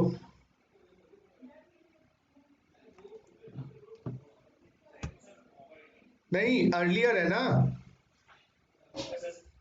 अर्लियर है, तो 31/3/2021। तो बस आपका 31/3/2021। तो हमने एक सप्लाई को मल्टीपल सप्लाईज में कन्वर्ट कर दिया स्टेटमेंट के बेसिस पर, क्योंकि कुछ ना कुछ तो आधार निकालना पड़ेगा, ये वाली बात आ गई। ठीक है, तो ये वेरिएशंस हैं, ये आते हैं आपके क्वेश्चन, दबा के आते हैं क्वेश्चन इस टाइप के। तीसरा 12(2) के अंदर ही आ रहे हैं भैया, 12(2) के अंदर ही आ रहे हैं। हाँ जी, ये goods sent on approval basis, goods sent on approval basis, आपने गुड्स अप्रूवल बेसिस पे भेजे हैं। इसमें पता है गवर्नमेंट क्या कहती है? जब आपने इनवॉइस कर दिया, date of issue of invoice, आप लायबल हो गए, डेट ऑफ इश्यू है, पेमेंट आए ना आए भाड़ में जाए, यानी कि जीएसटी में गुड्स की लायबिलिटी इनवॉइस बेसिस पे है। इनवॉइस इशू कर दिया या लास्ट डेट आ गई, लेकिन पेमेंट आए ना आए मतलब नहीं है। तो date of issue of invoice और 6 months from date of removal, 6 months from date of removal, date of issue of invoice और 6 months from date of removal, date of removal से 6 महीने, विच एवर इज अर्लियर। लो जी, question देखिए जरा, question देखिए बच्चों। Goods sent on approval basis, goods sent on approval basis, जो गुड्स अप्रूवल बेसिस से भेजे हैं 1 जनवरी 2020। Date of invoice 1/8/2020। बताइए किस दिन आप का टाइम ऑफ सप्लाई माना जाएगा,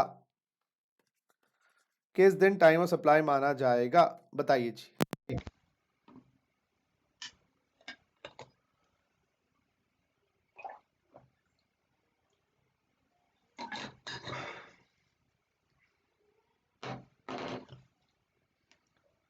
दीजिए आंसर दीजिए।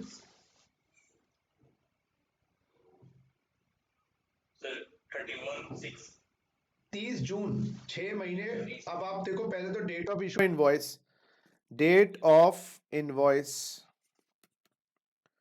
और डेट ऑफ इनवॉइस है 1/8/20 और 6 months from date of removal,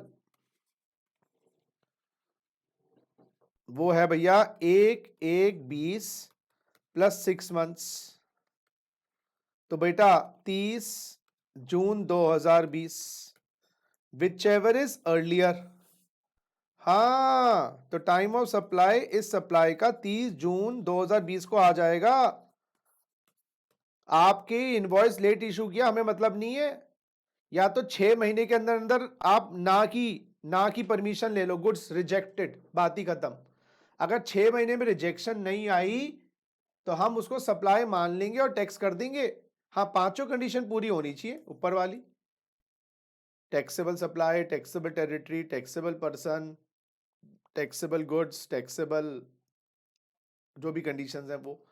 तो यानी कि अगर 6 महीने में आपने गुड्स वापस नहीं मंगवाए या 6 महीने में इनवॉइस इशू नहीं किया, 6 महीने की समाप्ति पे automatically you will become liable to pay GST.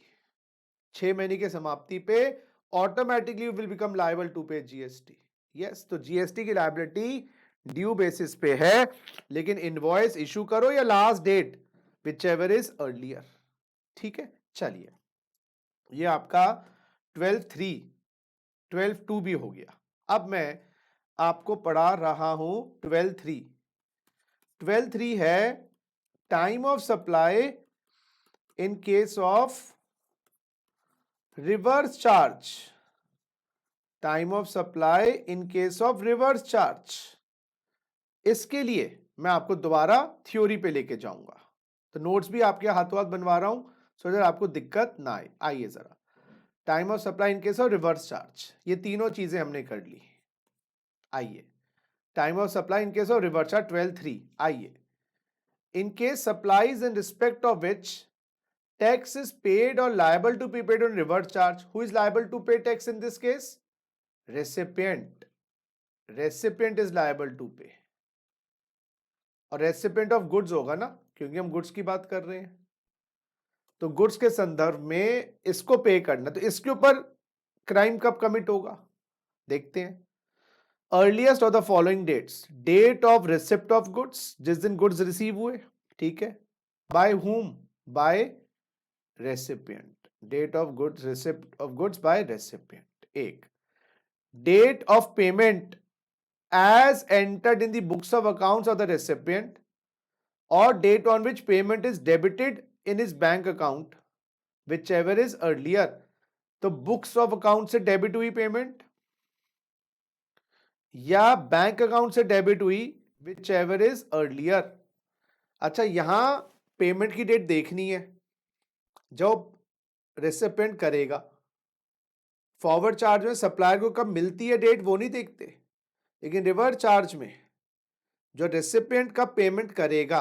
Sir, books of accounts और बैंक अकाउंट का मतलब, अरे बेटा क्या होता है, चेक इशू कर दिया आपने, आप बायर हो ना, मंडे को, वेडनेसडे को चेक सप्लायर ले गया, थर्सडे को अपने अकाउंट में डाला, फ्राइडे को तुम्हारे अकाउंट से पैसे कटे, सैटरडे को उसको मिला, तो आपने किताबों में तो डेबिट मंडे को ही कर दी थी ना, जिस दिन चेक इशू किया। तो मंडे की डेट लेंगे, ना कि जिस दिन आपके अकाउंट से कटा। अच्छा, कभी कभार क्या होता है, पेमेंट करनी है, आपने मोबाइल से पेमेंट कर दी, IMPS, RTGS, और पेमेंट कर दी, उसके बाद आपने अकाउंट्स में उसकी एंट्री 2 दिन के बाद करी, तो बैंक की एंट्री पहले ले लेंगे। तो किताबों की एंट्री और बुक्स की एंट्री व्हिचएवर इज अर्लियर। तीसरी बात, date immediately following 30 days from date of issue of invoice or other document by whatever name called in lieu thereof by the supplier। हाँ जी, date of issue of invoice, देखो date of issue of invoice plus 30 days plus 1 day, ये है जी date of issue of invoice plus 30 days plus 1 day। देखते हैं जी, तीनों को अब लिखो। हाँ जी, आओ। रिवर्स चार्ज में liability is on receiver.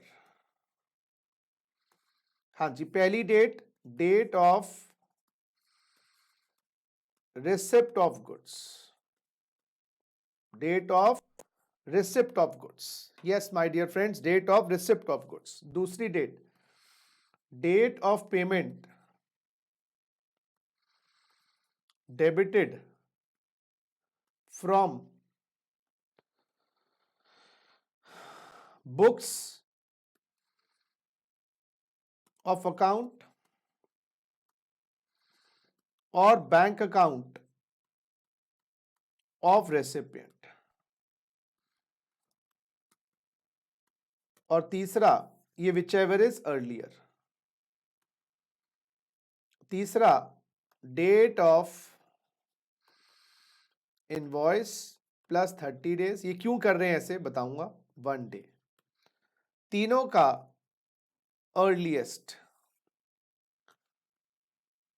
is the date on which the recipient becomes liable to pay GST. Question करते हैं जरा। हाँ जी, mister X has supplied goods to mister Y on reverse charge basis. On reverse charge basis. Mr. X has supplied goods to Mr. Y on reverse charge basis. हाँ जी, reverse charge basis पे good supply किए हैं mister Y को। Date of contract sign हुआ है 15/4/2020 को। Date of invoice बाबा 1 जुलाई 2020 को। Date of removal of the goods by mister X 1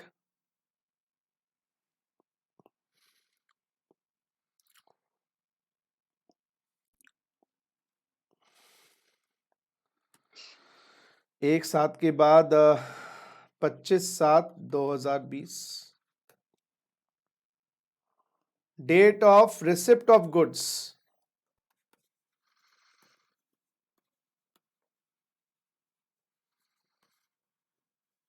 bye mister Y.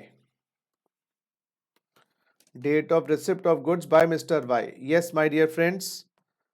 Date of receipt of goods by Mr. Y. 29/7/2020. Date of payment debited in books of accounts of Mr. X. In books of accounts of Mr. X. Mr. X नहीं Mr. Y है ना, Mr. Y. Books of accounts of Mr. Y. Mr. Y की किताबों में जो वो payment debit हुई है वो डेबिट हुई है 24/7/2020। Date of payment debited in bank account of Mr. Y 31/7/2020। हाँ जी बेटा, अब आपको टाइम ऑफ सप्लाई निकालना है।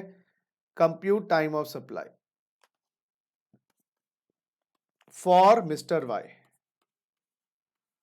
क्योंकि रिवर्स चार्ज है तो यहां पर आपको सेक्शन 12(3) लगाना पड़ेगा। डेट्स निकालिएगा और सॉल्व करिएगा, प्लीज करिएगा।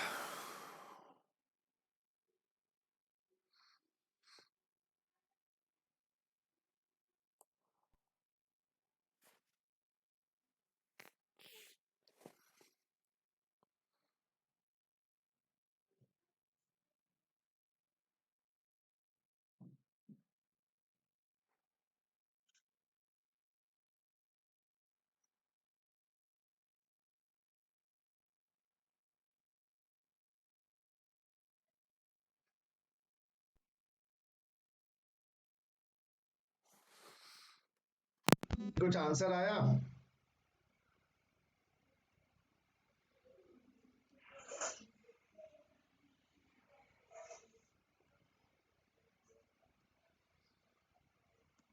करिए जी, प्लीज सोच के समझ के करिए, आंसर दीजिए।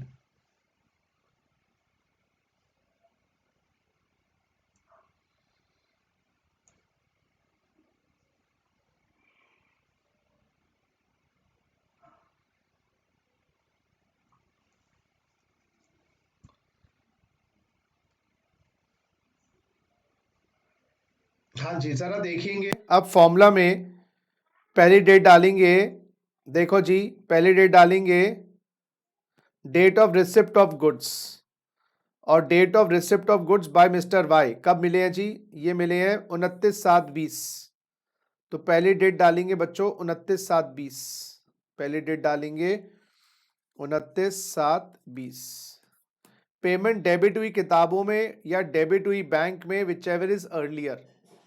तो भाई साहब आपकी पेमेंट जो डेबिट हुई है, आपकी पेमेंट जो डेबिट हुई है, जो पेमेंट डेबिट हुई है वो जरा देखें, डेबिट हुई है 24 को और बैंक से डेबिट हुई है 31 को। तो मेरे हिसाब से तो 24 की तारीख लेनी चाहिए, मेरे हिसाब से 24 तारीख लेनी चाहिए। तो यहाँ पर मैं 24 तारीख लिखूंगा जो पेमेंट डेबिट हुई है बैंक में। लॉजिक समझाऊंगा इसका बाद में, पहले थ्योरी। 24/7, तो बेटा यहाँ पर हम लेंगे 24/7, ये डेट हो गई, कहाँ गया जी 24/7, यहाँ पर डेट हो गई जी हमारी 24/7, जरा कहाँ गया जी, एक सेकेंड, यहाँ पर डेट हो गई 24/7। हाँ जी भैया ये डेट आ गई 24/7, ये दोनों की अर्लियर डेट 24/7/20। अच्छा जी, date of invoice plus 30 days plus 1 day, logic बाद में, पहले concept 30 days. Date of invoice है 1/7/20, 1/7/20, 1/7/20। तो भैया 1/7/20 प्लस 30 डेज प्लस 1 डे कितना आया जी? है एक के साथ 30 दिन जोड़े 31/7 और 31/7 के साथ एक दिन और जोड़े तो 1/8, 1/8/20। जरा देखो 1/7/20 प्लस 30 डेज 31 जुलाई प्लस 1 डे, तीनों का जो अर्लीस्ट डेट है मेरे हिसाब से 24 तारीख आ रही है। तो time of supply my dear friends, Ujjwal आप हो? Time of supply for mister Y is 24/7/2020, 24/7/2020। ये लॉजिक क्या है सर? अब इसका लॉजिक समझने की कोशिश करिएगा बच्चों। क्या होता है, पहले तो आप डेट ऑफ लायबिलिटी पता लगाएं क्या चीज है। डेट ऑफ लायबिलिटी का मतलब कुछ पॉजिटिव बात ऐसी हुई है कि सरकार ये मान लेगी कि भाई अब डेट निकालनी चाहिए। जैसे वो दो फ्रेंड्स घूम रहे हैं, लड़का लड़की, अब लग रहा है 2-3 साल हो गए हैं, बात पक्की होनी चाहिए इनकी। इसी तरीके से जब आपको गुड्स मिल गए, गवर्नमेंट ने कहा आप लायबल हो गए, जब आपको गुड्स मिल गए आप लायबल हो गए। यस, अब आप क्या कहना चाहते हो, मैं लायबल क्यों नहीं हूं? भाई गुड्स आ गए ना, रिवर्स चार्ज के गुड्स आ गए, आप लायबल हो गए। सर पेमेंट नहीं करी, मैंने कहा हम नहीं देखते पेमेंट करो ना करो, आप लायबल हो, आपके पास गुड्स आ गए, आप लायबल हो। सर बिल नहीं इशू किया, ना इशू करे, समझो ये डीम्ड बेसिस है सारा जीएसटी में। सब जगह मैं कह रहा हूं लॉजिक छोड़ देना बाहर, खिड़की के बाहर लॉजिक गया बाहर। ये सरकार का बताया हुआ रास्ता है, जैसे इनकम टैक्स में समझाया था, टोटल इनकम गवर्नमेंट के बताए हुए रास्ते से निकलेगी। तुम्हारा क्या दिमाग एक्सेप्ट ही नहीं कर पाता ये चीजें? और दिमाग एक्सेप्ट इसलिए नहीं करता क्योंकि दिमाग लॉजिकल। सामने भगवान भी खड़े हो जाएं तो बोलेंगे फैंसी ड्रेस पहन के आ गया होगा कोई, अब यही कहने वाले उसको, मैं शिव हूं बेटा, अरे हट, मैं आप बोलोगे मैं ब्रह्मा हूं। यही होने वाला है आपके साथ, भगवान साक्षात भी आ जाएं लेकिन आप उनको पहचान ही नहीं पाओगे। इसलिए मैं कह रहा हूं यहां पर आपको विश्वास से, भगवान विश्वास से देखने होते हैं, इसी प्रकार से विश्वास से आपको यह देखना है। तो विश्वास से क्या देखना है, समझा मेरी बात? कि भाई गुड्स आ गए, गवर्नमेंट का लायबल हो गए, अब लोग फिर गुड्स रिसीव करना बंद कर देंगे। अरे गुड्स ना आए हमारे पास, उन्होंने पेमेंट कर दी क्या? हाँ जी डेबिट कर दी, लेकिन अभी बुक्स में करी है, बैंक में नहीं करी। गवर्नमेंट ने बुक में कर दी, वो डेट ले ले। अरे जी बैंक में करी है, बुक्स में नहीं करी, उन्होंने बैंक वाली डेट ले ले जो भी अर्लियर है। समझो, तो गुड्स मिले ना मिले डेबिट कर दी ना, हमने जीएसटी के लिए लायबल कर दिया तुम्हें।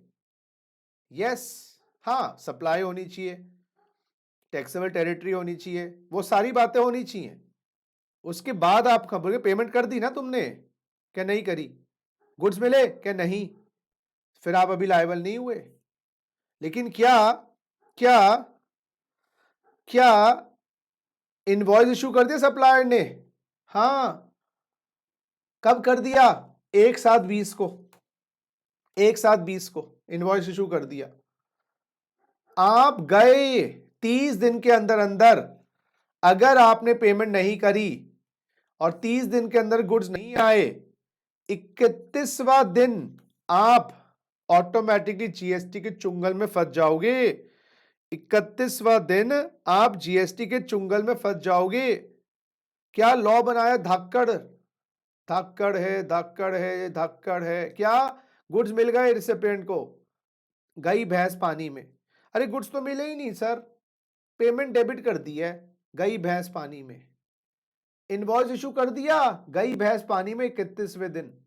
हाँ, 31वें दिन से पहले पहले गुड्स आ गए तो वो दिन, 31वें दिन से 31वें दिन से पहले पहले पेमेंट डेबिट हुई तो वो, तो 31वां दिन तो लास्ट है तुम्हारे काम तमाम करने के लिए। हमारे क्वेश्चन में 31वां दिन बन रहा था बच्चों, 31वां दिन बन रहा था 1/8।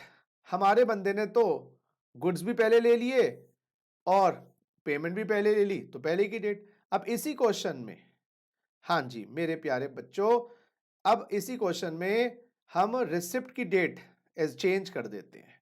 इसी क्वेश्चन में assume date of receipt,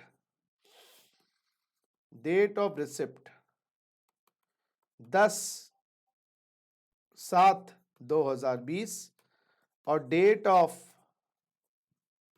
payment debit in books of accounts 5/7/20 और date of payment my dear Laddu Gopal, date of payment debit in books in bank 8/7/20। अब आप बताओ टाइम ऑफ सप्लाई क्या होगा अंडर सेक्शन 12(3)? बताओ जी, टाइम ऑफ सप्लाई क्या होगा 12(3) में? अब एक चीज और एज्यूम किया, तो डेट 5/7/20 आ गई। एज्यूम करो भैया date of receipt of goods, date of receipt of goods 10/8/2020, date of payment debited, date of payment debited from books of mister Y बच्चों 11/8/20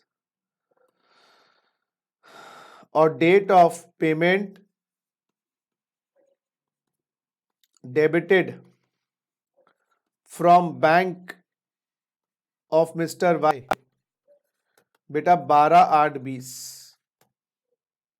हाँ जी, अब बताइएगा what time of supply, what will be the time of supply for mister Y under section 12(3)?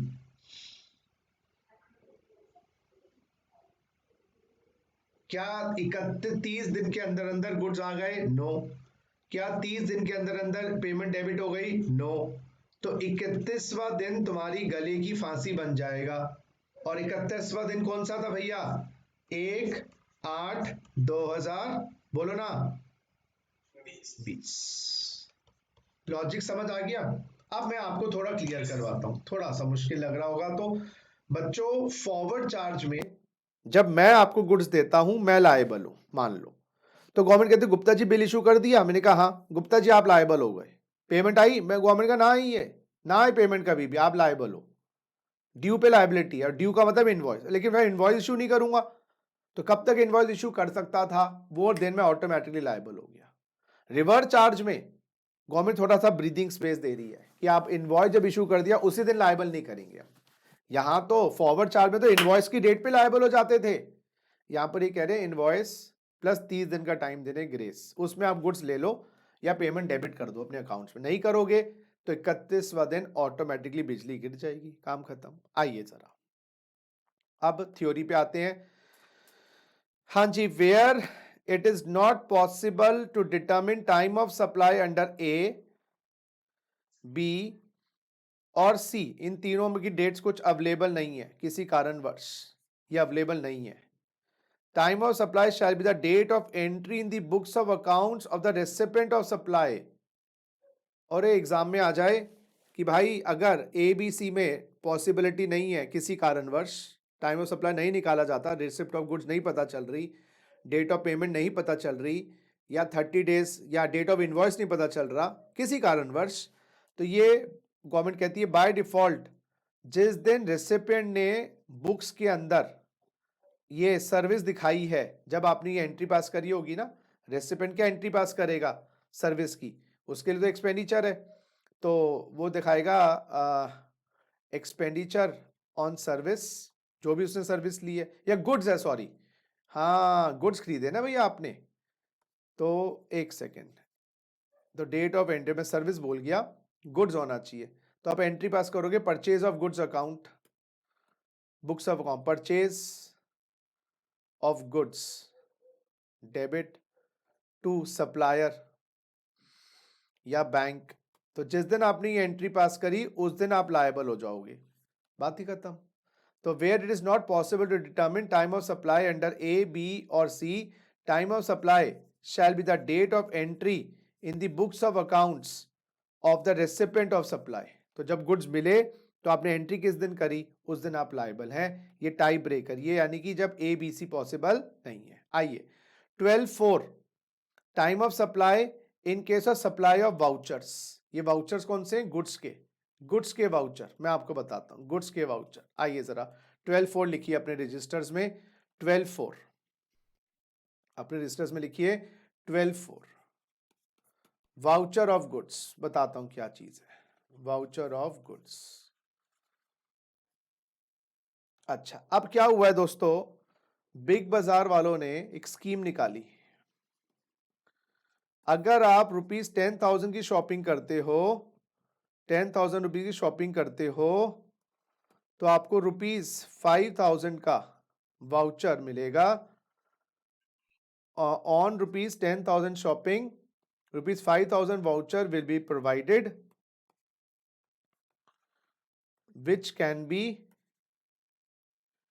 which can be used for purchasing goods at big बाजार। ऐसा होता है, 10,000 रुपये की शॉपिंग पर 5,000 का वाउचर मिलेगा, voucher will be provided which can be used for purchasing goods at big बाजार। ठीक है, अब जरा देखिएगा ये वाउचर इशू कब हुआ, ये वाउचर इशू कब हुआ, ये लिखिए है date of issue of voucher, date of issue of voucher, issue की डेट है 1/5/2020, और डेट ऑफ, हाँ जी बेटा बिल्कुल सही, date of redemption of voucher, redemption of voucher जिस दिन आप शॉपिंग करने दोबारा गए, वो हुआ 1/7/2020, 1/7/2020। ठीक है, अच्छा अब वाउचर कैसा है, ये इसमें क्या खरीदना है,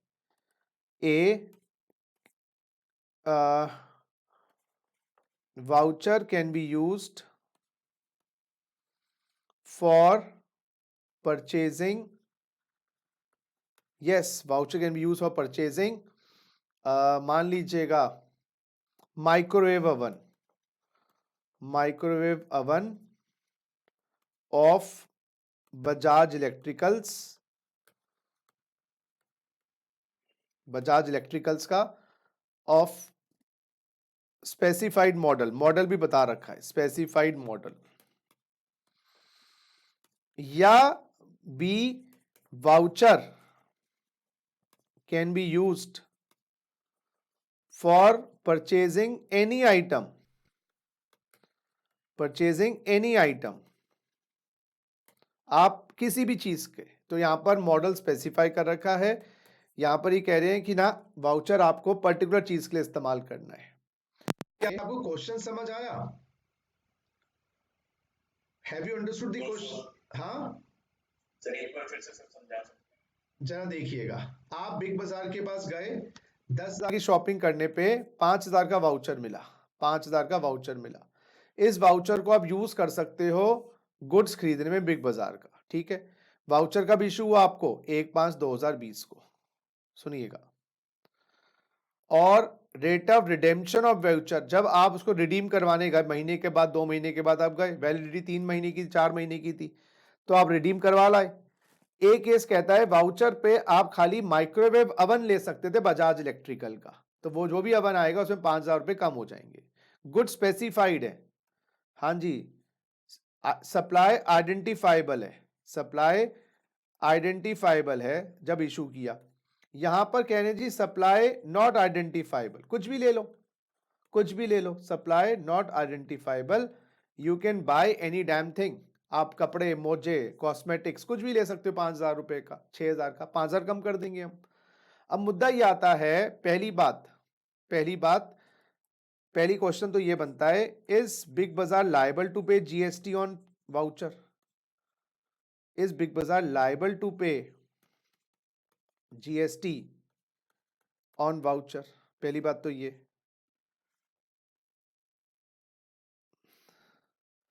और हाँ जी, is Big Bazaar liable to pay GST on voucher? और यस माय डियर फ्रेंड्स, और एंड इफ यस, एक Big Bazaar liable to pay GST on voucher, and if yes, yes my dear friends, if yes, time of supply. ये question है जी, एक Big Bazaar liable to pay GST on voucher and if yes, time of supply क्या है? बताइए जी, क्या पहले बताइए, big बाजार ये वाउचर जो दे रहा है, क्या इस पे जीएसटी लागू होगा? और अगर लागू होगा वाउचर पे, तो टाइम ऑफ सप्लाई क्या होगी? जिस दिन इशू किया वाउचर उस दिन जीएसटी लगेगा, जमा तो बाद में करवाएंगे, और या जिस दिन रिडीम करने आए कस्टमर। हाँ जी, अपनी ओपिनियन दीजिए, थोड़ी सी जनरल ओपिनियन।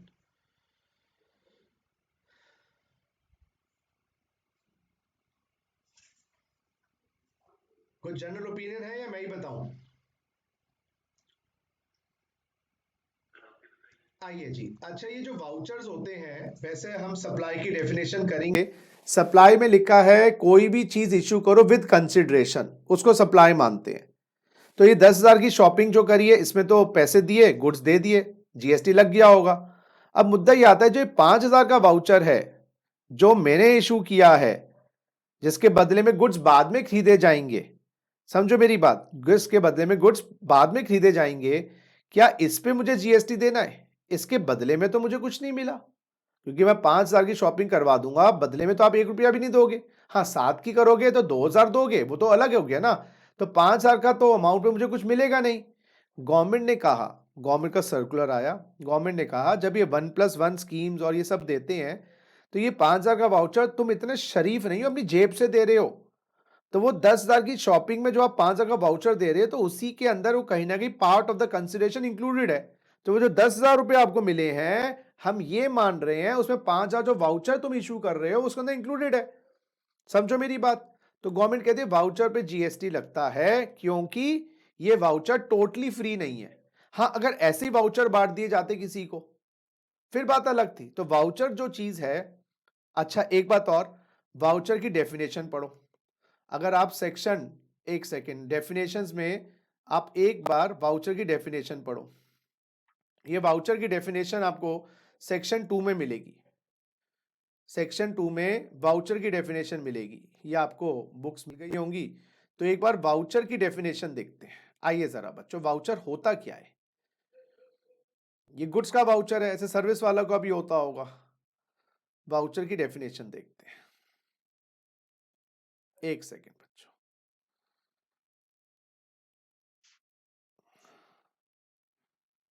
ये राजी वाउचर की डेफिनेशन बेटा 218 में दी हुई है, 2/118 में। आइए, वाउचर क्या है? Means an instrument where, yes देखिए जरा, voucher is an instrument where there is an obligation to accepted as consideration, मेरे पे एक जिम्मेदारी है कि उसको डीम्ड बेसिस पे मैं एक्सेप्ट करूंगा, और एज अ पार्ट कंसिडरेशन, ये तो फुल कंसिडरेशन या part consideration obviously, for supply of goods और सर्विसेज और both, and where the goods और सर्विसेज और बोथ टू बी सप्लाइड, यानी कि अभी सप्लाई करूंगा या बाद में सप्लाई करूंगा, और the identities of their potential supplies are either indicated in the instrument itself, किस बेसिस पे आप यूज करोगे, गुड्स लिखे होंगे, प्रेशर कुकर के लिए इस्तेमाल करना है, और इन रेटेड डॉक्यूमेंटेशन, या उसमें लिखा होगा कोई साथ में डॉक्यूमेंट टर्म एंड कंडीशन का,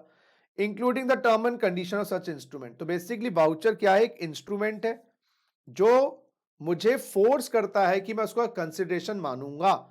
तो जब मैं उसको कंसिडरेशन मानूंगा तो कहीं ना कहीं कंसिडरेशन तो हो ही गई, समझो मेरी बात। तो गवर्नमेंट कहते हैं वाउचर को हम कंसिडरेशन का पार्ट मानते हैं, और जब कंसिडरेशन का पार्ट मानते हैं जीएसटी लग जाएगा, क्योंकि जीएसटी में सप्लाई की डेफिनेशन में लिखा है कंसिडरेशन होनी चाहिए, और ये कंसिडरेशन मानते हैं, तो जीएसटी इस पे लगेगा। तो लिखिए इसका थ्योरी का आंसर लिखिए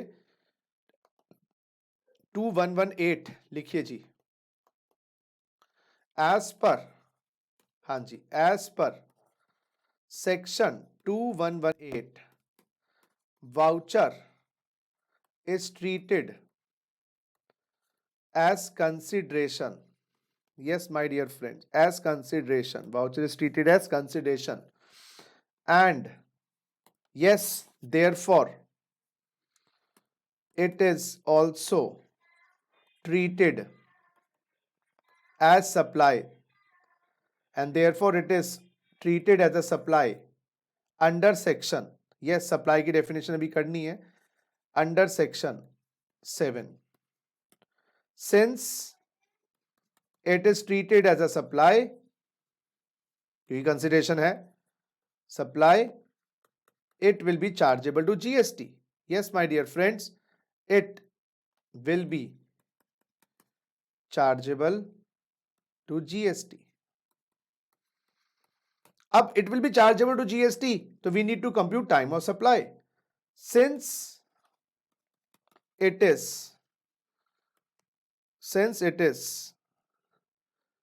chargeable to GST, since it is chargeable to GST, time of supply under section 12(4) shall be applicable. या time of supply under 12(4) shall be computed. या time of supply shall be computed. Yes, my dear friends, shall be computed under 12(4). और 12(4) में लिखा है मेरे बच्चों, क्या supply identifiable थी? Supply is identifiable as per voucher, कि वाउचर पे जो खरीद सकते हो वो लिखा हुआ है, और सप्लाई जनरल बात लिखी हुई है कि भाई कुछ भी खरीद लो, गुड्स ले लो, कुछ ले लो, सप्लाई इज नॉट आइडेंटिफाइबल। अब अगर आप थ्योरी को देखोगे तो सप्लाई आइडेंटिफाइबल है, तो date of issue, yes my dear friends, date of issue of voucher को लेंगे जीएसटी की लायबिलिटी के लिए, date of issue of voucher. और सप्लाई आइडेंटिफाइबल नहीं तो हमें क्या पता बायर क्या खरीदेगा, अंडे खरीदेगा या गोभी खरीदेगा, तो जब खरीदेगा उस दिन डेट पता चलेगा उसका, तो अभी डेट तो पता नहीं लग सकता, तो जीएसटी कैसे जमा करवाएंगे बाद में अगले महीने की तारीख।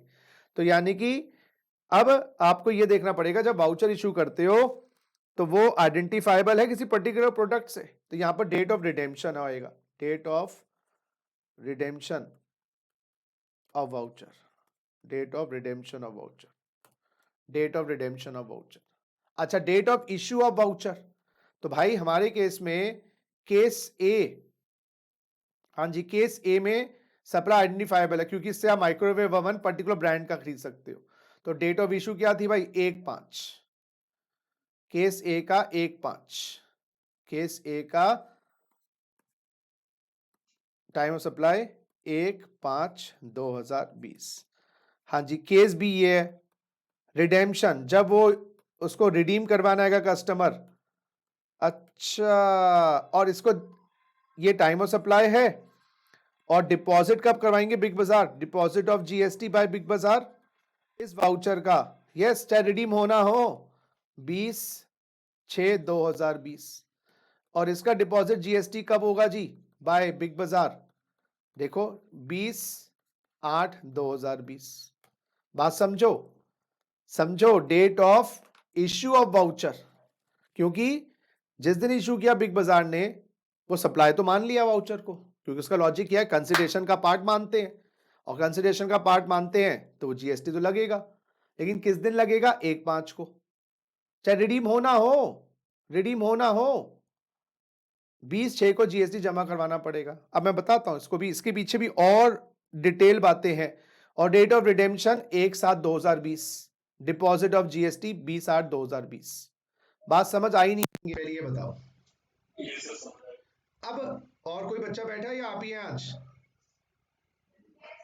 हाँ, पीछे से आवाज आई। अब सुनो, लेकिन ये जब वाउचर इशू हो गया, अब मैं थोड़ा सा डिबेटेबल पॉइंट, जब वाउचर इशू हो गया तो एक तरीके से एडवांस पेमेंट मान ली गई, मिल गई, एडवांस पेमेंट मिल गई बिग बाजार को, हम ये मान लें जब वाउचर इशू हो गया 5,000 का, तो हम ये मान रहे हैं कि एडवांस पेमेंट बिग बाजार को मिल गई।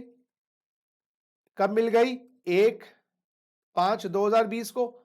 लेकिन अभी तक तो हमने इनवॉइस इशू ही नहीं किया, गुड्स रिमूव नहीं हुए, वो तो अभी, तो फिर हम जीएसटी कैसे लायबल कर देंगे? समझो, लॉ ने तो बोला कि आप ले लो date of issue of voucher इस केस में बच्चों, डेट ऑफ इशू वाउचर इस केस में, और date of redemption of voucher इस केस में, इसमें ले लो date of issue of voucher, इसमें ले लो date of redemption of voucher.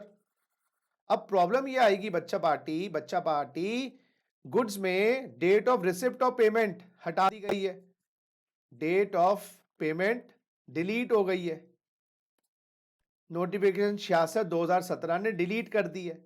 आपको डेट ऑफ इनवॉइस देखनी है खाली, है last date of issue invoice. अभी आपने इनवॉइस इशू ही नहीं किया 1/5 को, और ना गुड्स रिमूव हुए, तो इसलिए ये जो डेट है इशू ऑफ वाउचर ये नहीं ली जाएगी, चाहे आपने ये डेट निकाली है 1/5, इसकी रेलेवेंस नहीं है। तो नीचे नोट क्या लिखेंगे हम? नोट लिखेंगे लॉ चेंज हो गया, notification number 66/2017 has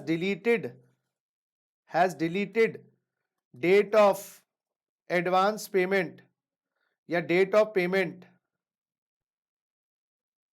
from time of supply of goods। अब सुनो मेरी बात, so unless invoice is issued, soon low, or goods is removed or delivered, GST does not apply on goods।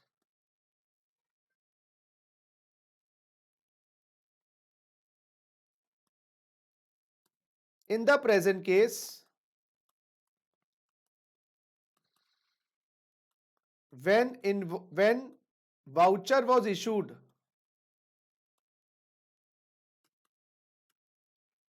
on 1/5/2020, 1/5 था ना, हाँ जी, neither invoice has been issued,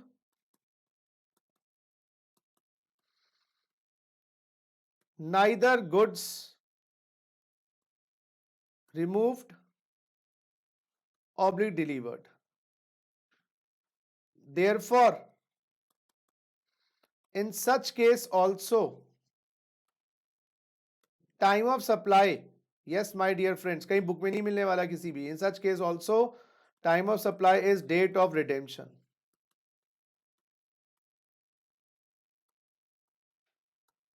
That is 1/7/2020। तो ये notification 66 ने सारा काम ही चेंज कर दिया। अब प्योरली डेट ऑफ इनवॉइस, क्योंकि बिल आएगा ना, जैसे रिडीम करने जाओगे उसी दिन बिल इशू हो जाएगा, चाहे सप्लाई आइडेंटिफाइबल थी भी, लेकिन वो तो एडवांस पेमेंट है, एडवांस पेमेंट पे जीएसटी है नहीं गुड्स के केस में, समझो ना। वाउचर मैंने इशू कर दिया, इसका मतलब एडवांस पेमेंट आ चुकी है, बाद में गुड्स लोगे, लेकिन रिमूव नहीं हुए, अभी मूव नहीं हुए, डिलीवर नहीं हुए, इनवॉइस नहीं हुआ। बात समझ आई? तो दोनों पॉइंट लिखेंगे, पेपर सब्जेक्टिव है तो पूरा लिखोगे, ऑब्जेक्टिव है तो दोनों डेट डालना, दोनों सही है। अच्छा, ऑब्जेक्टिव वाले दोनों आंसर की डेट सही होंगी ऑब्जेक्टिव वालों के लिए, 1-5 थ्योरेटिकली, लेकिन अगर सारा लॉजिक लगाएं तो एक साथ ही देखी जाएगी इधर भी। बोलो भैया क्लियर है नहीं है बात? चलो अब तो ऐसे बोल दोगे ना कि काम खत्म करना है, कि बस बोल दो खत्म करें, सर के चैं चल रहा है। अच्छा चलो अब एक बार आओ, ये खत्म ही करें time of supply of goods को। एक रह गया इसका time of supply of goods का 12/4 तो हो ही गया, 12/5 और 12/6। चलो फिर नेक्स्ट क्लास में ही करेंगे, आई थिंक इतना काफी है। अभी क्वेश्चंस नहीं करने हैं, अभी कोई ज्यादा आपको इसके, पहले टाइम ऑफ सप्लाई पूरा मैं निपटा दूं, फिर आपको इसके क्वेश्चंस करने हैं।